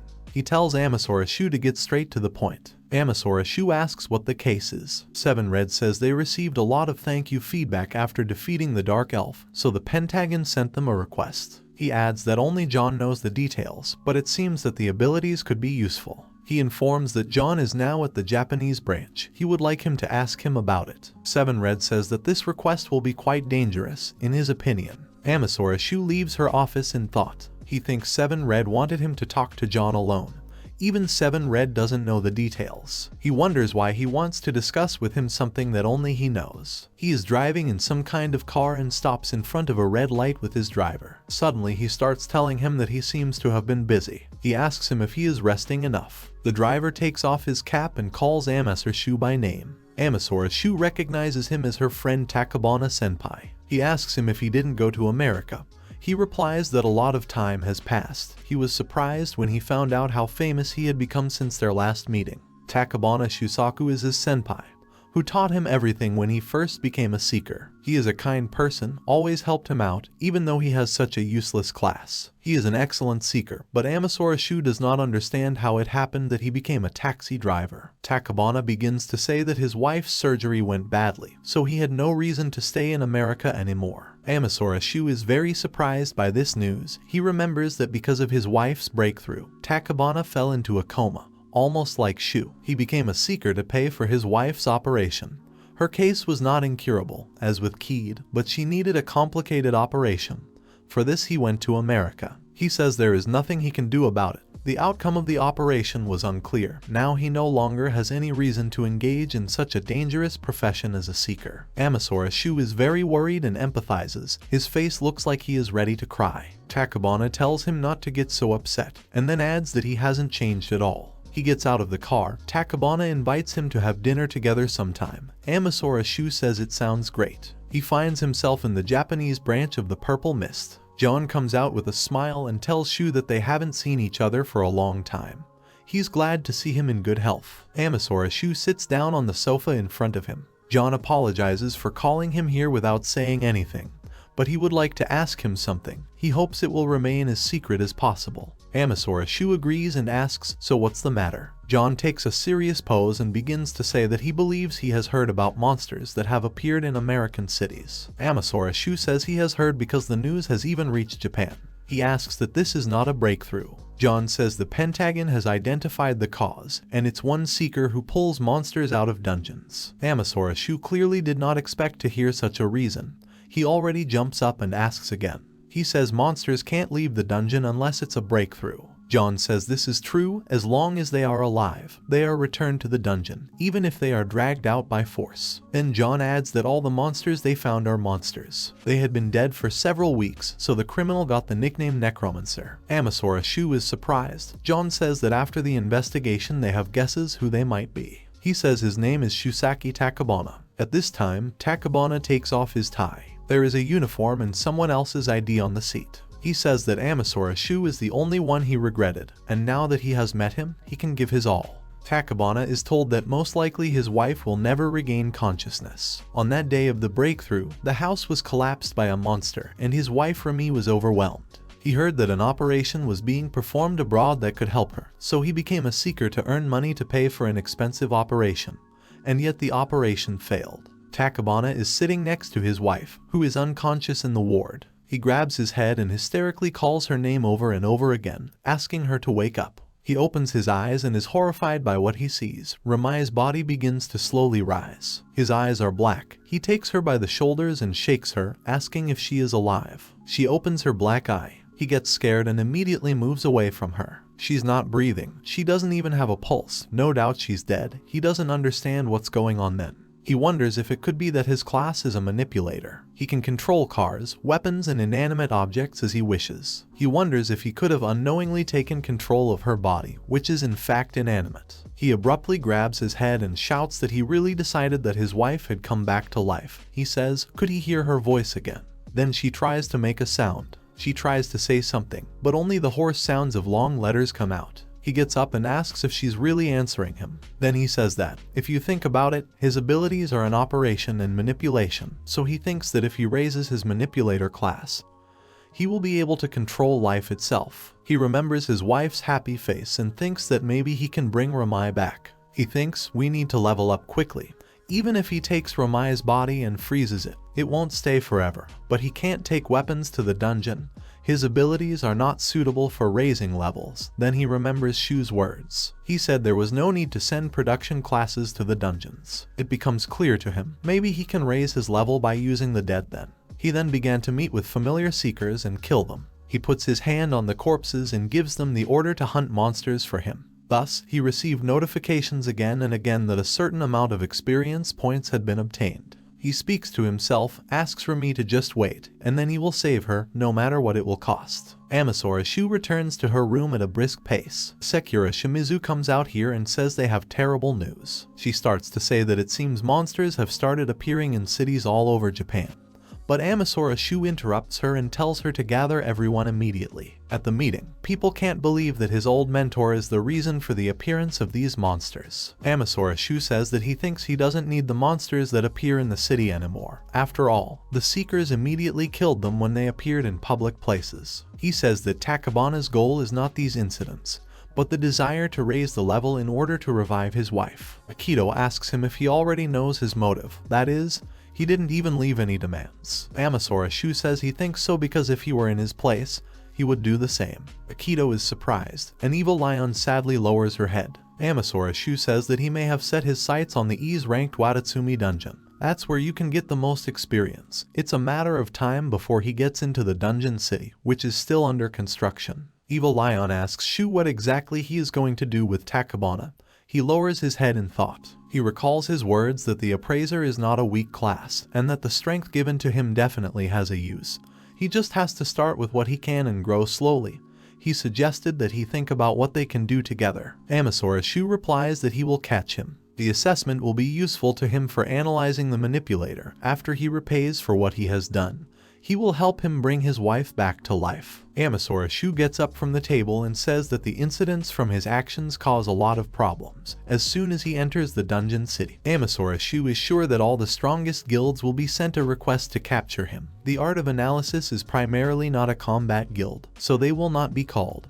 But when it happens, then a samurai comes and tells them not to worry. Amasra Shu tells him that no matter how strong he is, they don't have enough seekers capable of fighting. Here a huge number of people break into them, shouting that they want to join the Art of Analysis. The samurai says that he went to the dungeon to test the magic stone weapons, and these guys pestered him about it. He says that it seems they are all trying to get into Watatsumi. Against the background of Sakura, Shimizu and Akito are shaking with shock. Sakura Shimizu swears at the samurai, asking why break in like that again. They should have waited while they were looking for new people. The samurai says it would take a long time. At this time, Amasra Shu evaluates visitors. His assessment sees them all as neutral.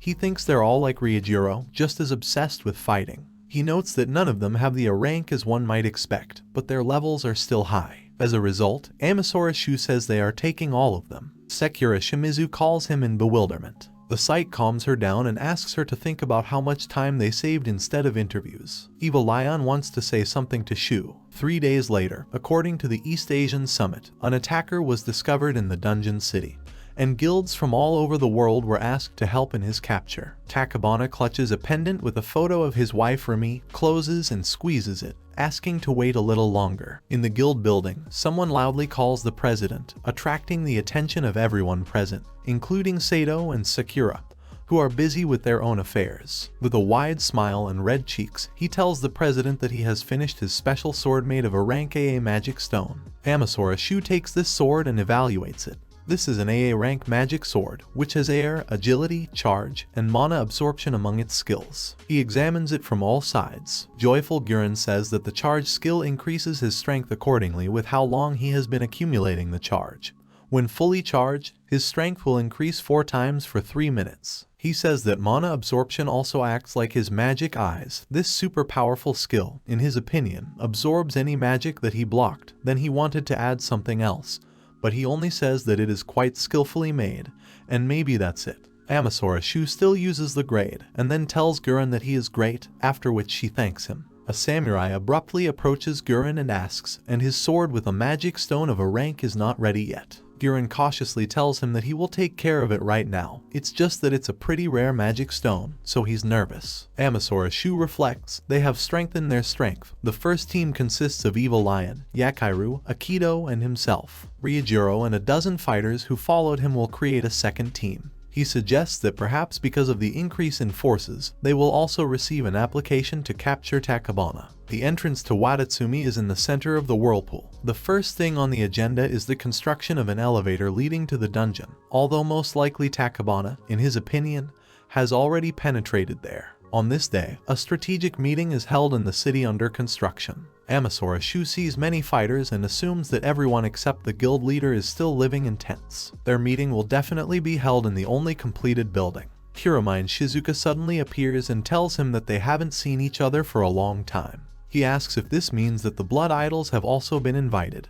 Kuromine Shizuka replies that does he know that 7 Red and Senguji are also here. She says that there are 13 guilds gathered here. Just think, they were all gathered to capture one seeker. Amasra Shu says that's how dangerous Takabana is. She thinks he's been in the dungeon for a long time, increasing his ability to control more and more items, increasing his level. Amasra Shu thinks to herself that she is right. The more time passes, the worse. He thinks about how many he has already taken control of. At this time, Takabana is walking with people whose body is covered with a black cloak. They are carrying a coffin. They go out onto a large field. He says that it fully corresponds to his status as an E's-ranked dungeon. He never thought that the first floor would be so huge. However, he sees a large number of different monsters of different kinds. He says there are monsters on the first floor in rank, so they are not a problem for him. He understands that the more he overcomes, the stronger he will become. He tells all his puppets to kill all the monsters. A huge lion attacks a snake, and a troll kills other monsters with his club. He feels that his manipulation skill is already above level 30. At one level he can control 5 monsters, as well as command a squad of 150 monsters. He thinks that all the defeated monsters will join him, so this is a one-sided slaughter. He looks around and thinks that he needs to find the entrance to the next floor, because the Seekers can catch up with him at any minute. Suddenly he notices something wrong. He thinks that monsters always appear in groups in this dungeon, and he also has a strange feeling that they follow some instructions. He wonders if someone is leading them after all. Suddenly, a great magical tsunami begins. All the monsters are simply washed away by water. After the flood, only lifeless monsters remain on Earth. Takabana remained unharmed because people used barrier magic next to them. The boss of this dungeon comes up to them and says that this is revenge for his. He warns him that he won't hold back. The dungeon master approaches them and says that this is revenge for his monsters, and that he will not hold back in front of him, a human. Tsunami waves cover the entire area. Someone's severed hand, lying next to the stone, begins to twitch. Takabana thinks to himself that he understands. So this tsunami destroyed East Asia, washed away more than half of his zombies. This boss says that it seems he can control the dead. But will he be able to cope with the number of his subordinates? Takabana sighs languidly and says it doesn't look good because it will take too long. So he decides to get it over with as quickly as possible. Suddenly, these zombies next to him are dying.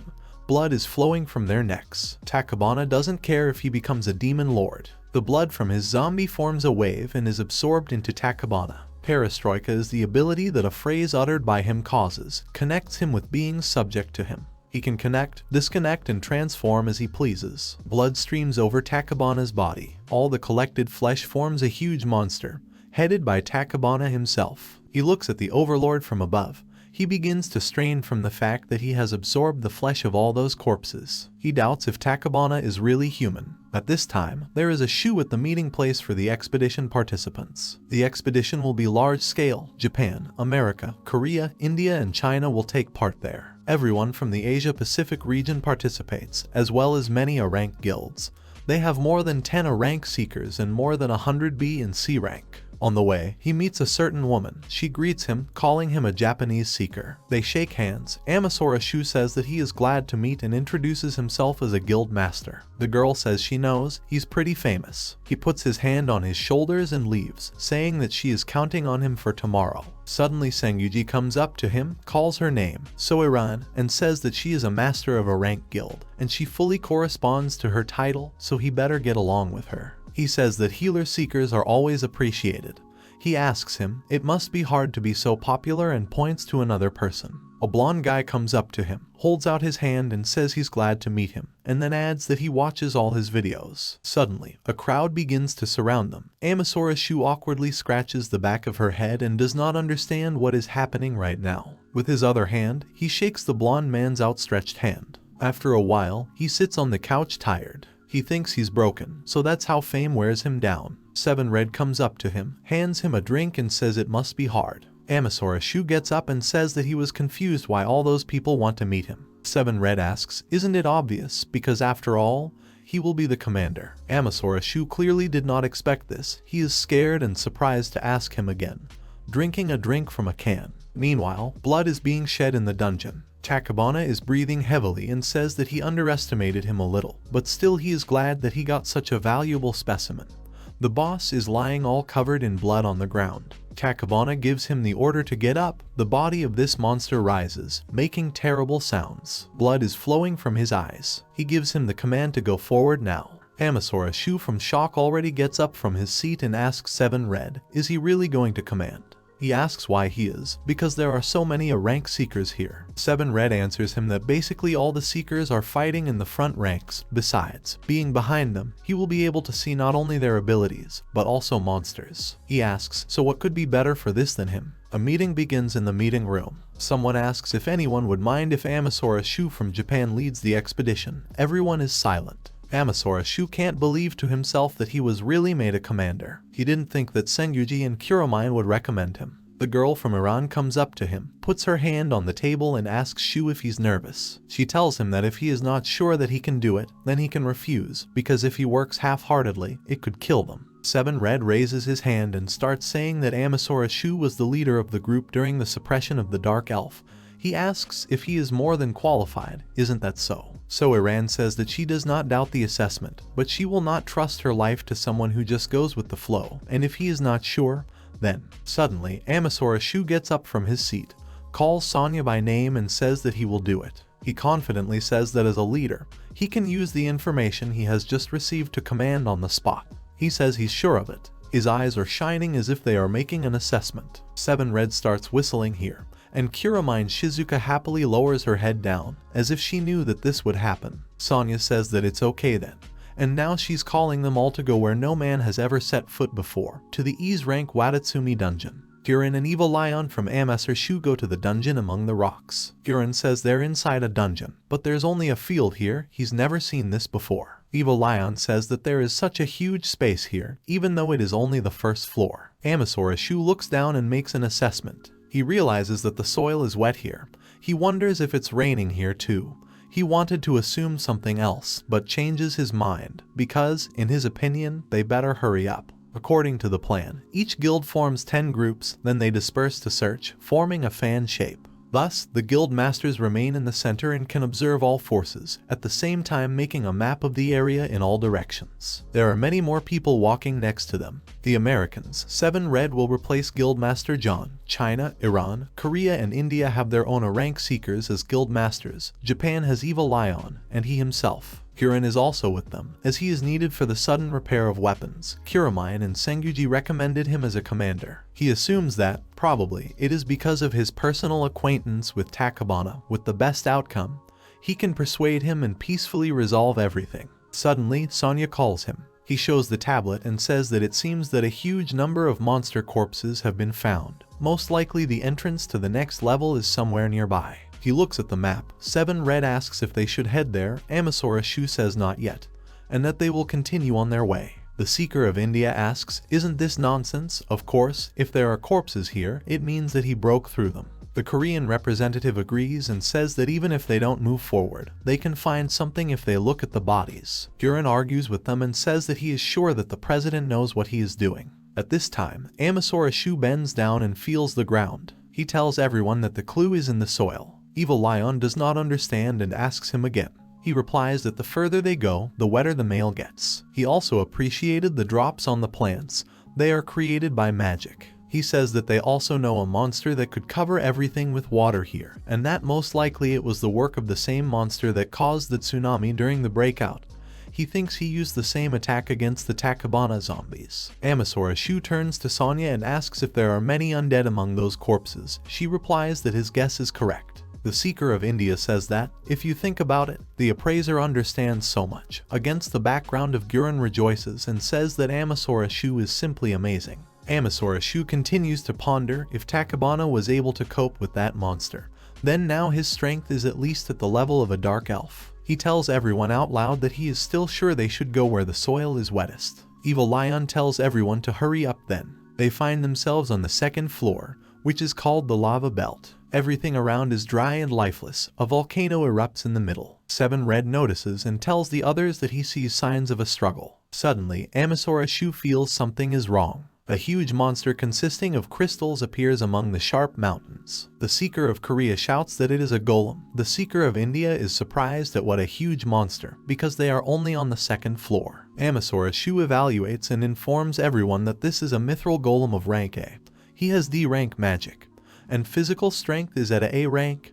He offers to knock him down by applying several similar skills at the same time. This huge golem is attacking them. Amasra Shu says he has evaluated which skills will be effective against the mithril golem. He tells everyone to attack on his signal. Everyone listens to him. 7 Red addresses him as a leader and says that it is good. Amasra Shu summons Zeniculus. Zeniculus appears in his usual form. Amasra Shu orders him to distract the golem by running around. He is indignant. What a rude order he has. Suddenly, the golem attacks the spirit. He manages to react and jump aside. Amasra Shu uses telepathy. This skill allows him to communicate telepathically with everyone he touched earlier. He shook hands with everyone before the meeting.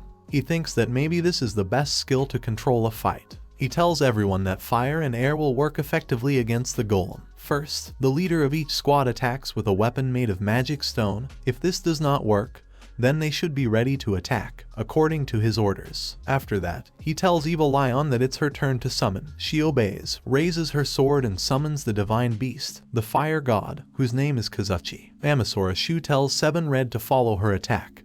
He immediately replies that his order has been accepted. 7 Red transforms into a flaming dragon and attacks the golem with fire. Mithril has a high resistance to magic, but its melting point is not that high. If they attack it with fire magic enhanced with air magic, then they can melt it to such a state that it will no longer be a golem. Through telepathy, he tells everyone to get ready. People obey and wait for his order at a low start. As soon as Amasra Shu's command has been given, everyone attacks the golem at once. The golem melts and just loses its shape, falling to the ground. The Korean seeker says that it's incredible. They so easily defeated a rank monster that they had never encountered before. The Indian seeker says that accurate information and orders have had a greater impact than he expected. He admires the strength of such an appraiser. After that, they easily defeated rank monsters. It had been several days since they entered Watatsumi, and finally on the 3rd day they reached the 3rd floor. Another mithril golem appears before them, which is controlled by another person. He has D rank magic, and physical strength is at A rank. Among the skills he has a mana strike and mineral absorption. As soon as Amasra Shu sees that the golem is controlled, he informs the others that Takabana is on this floor, where they themselves are. He says that he is sure that his level has grown a lot. He informs that there is a possibility that if they let him reach the 4th floor, he will become so strong that they will not be able to stop him, so they have to stop him before that. So Iran agrees that they need to stop him as soon as possible. She asks that Amasra Shu knows Takabana well, how exactly they met. He tells her that about a year ago, he taught him, being his senior. Evil Lion is surprised by this information. The whole crowd reacts negatively and asks, so they are friends. The Korean seeker begins to doubt whether they can continue under his command.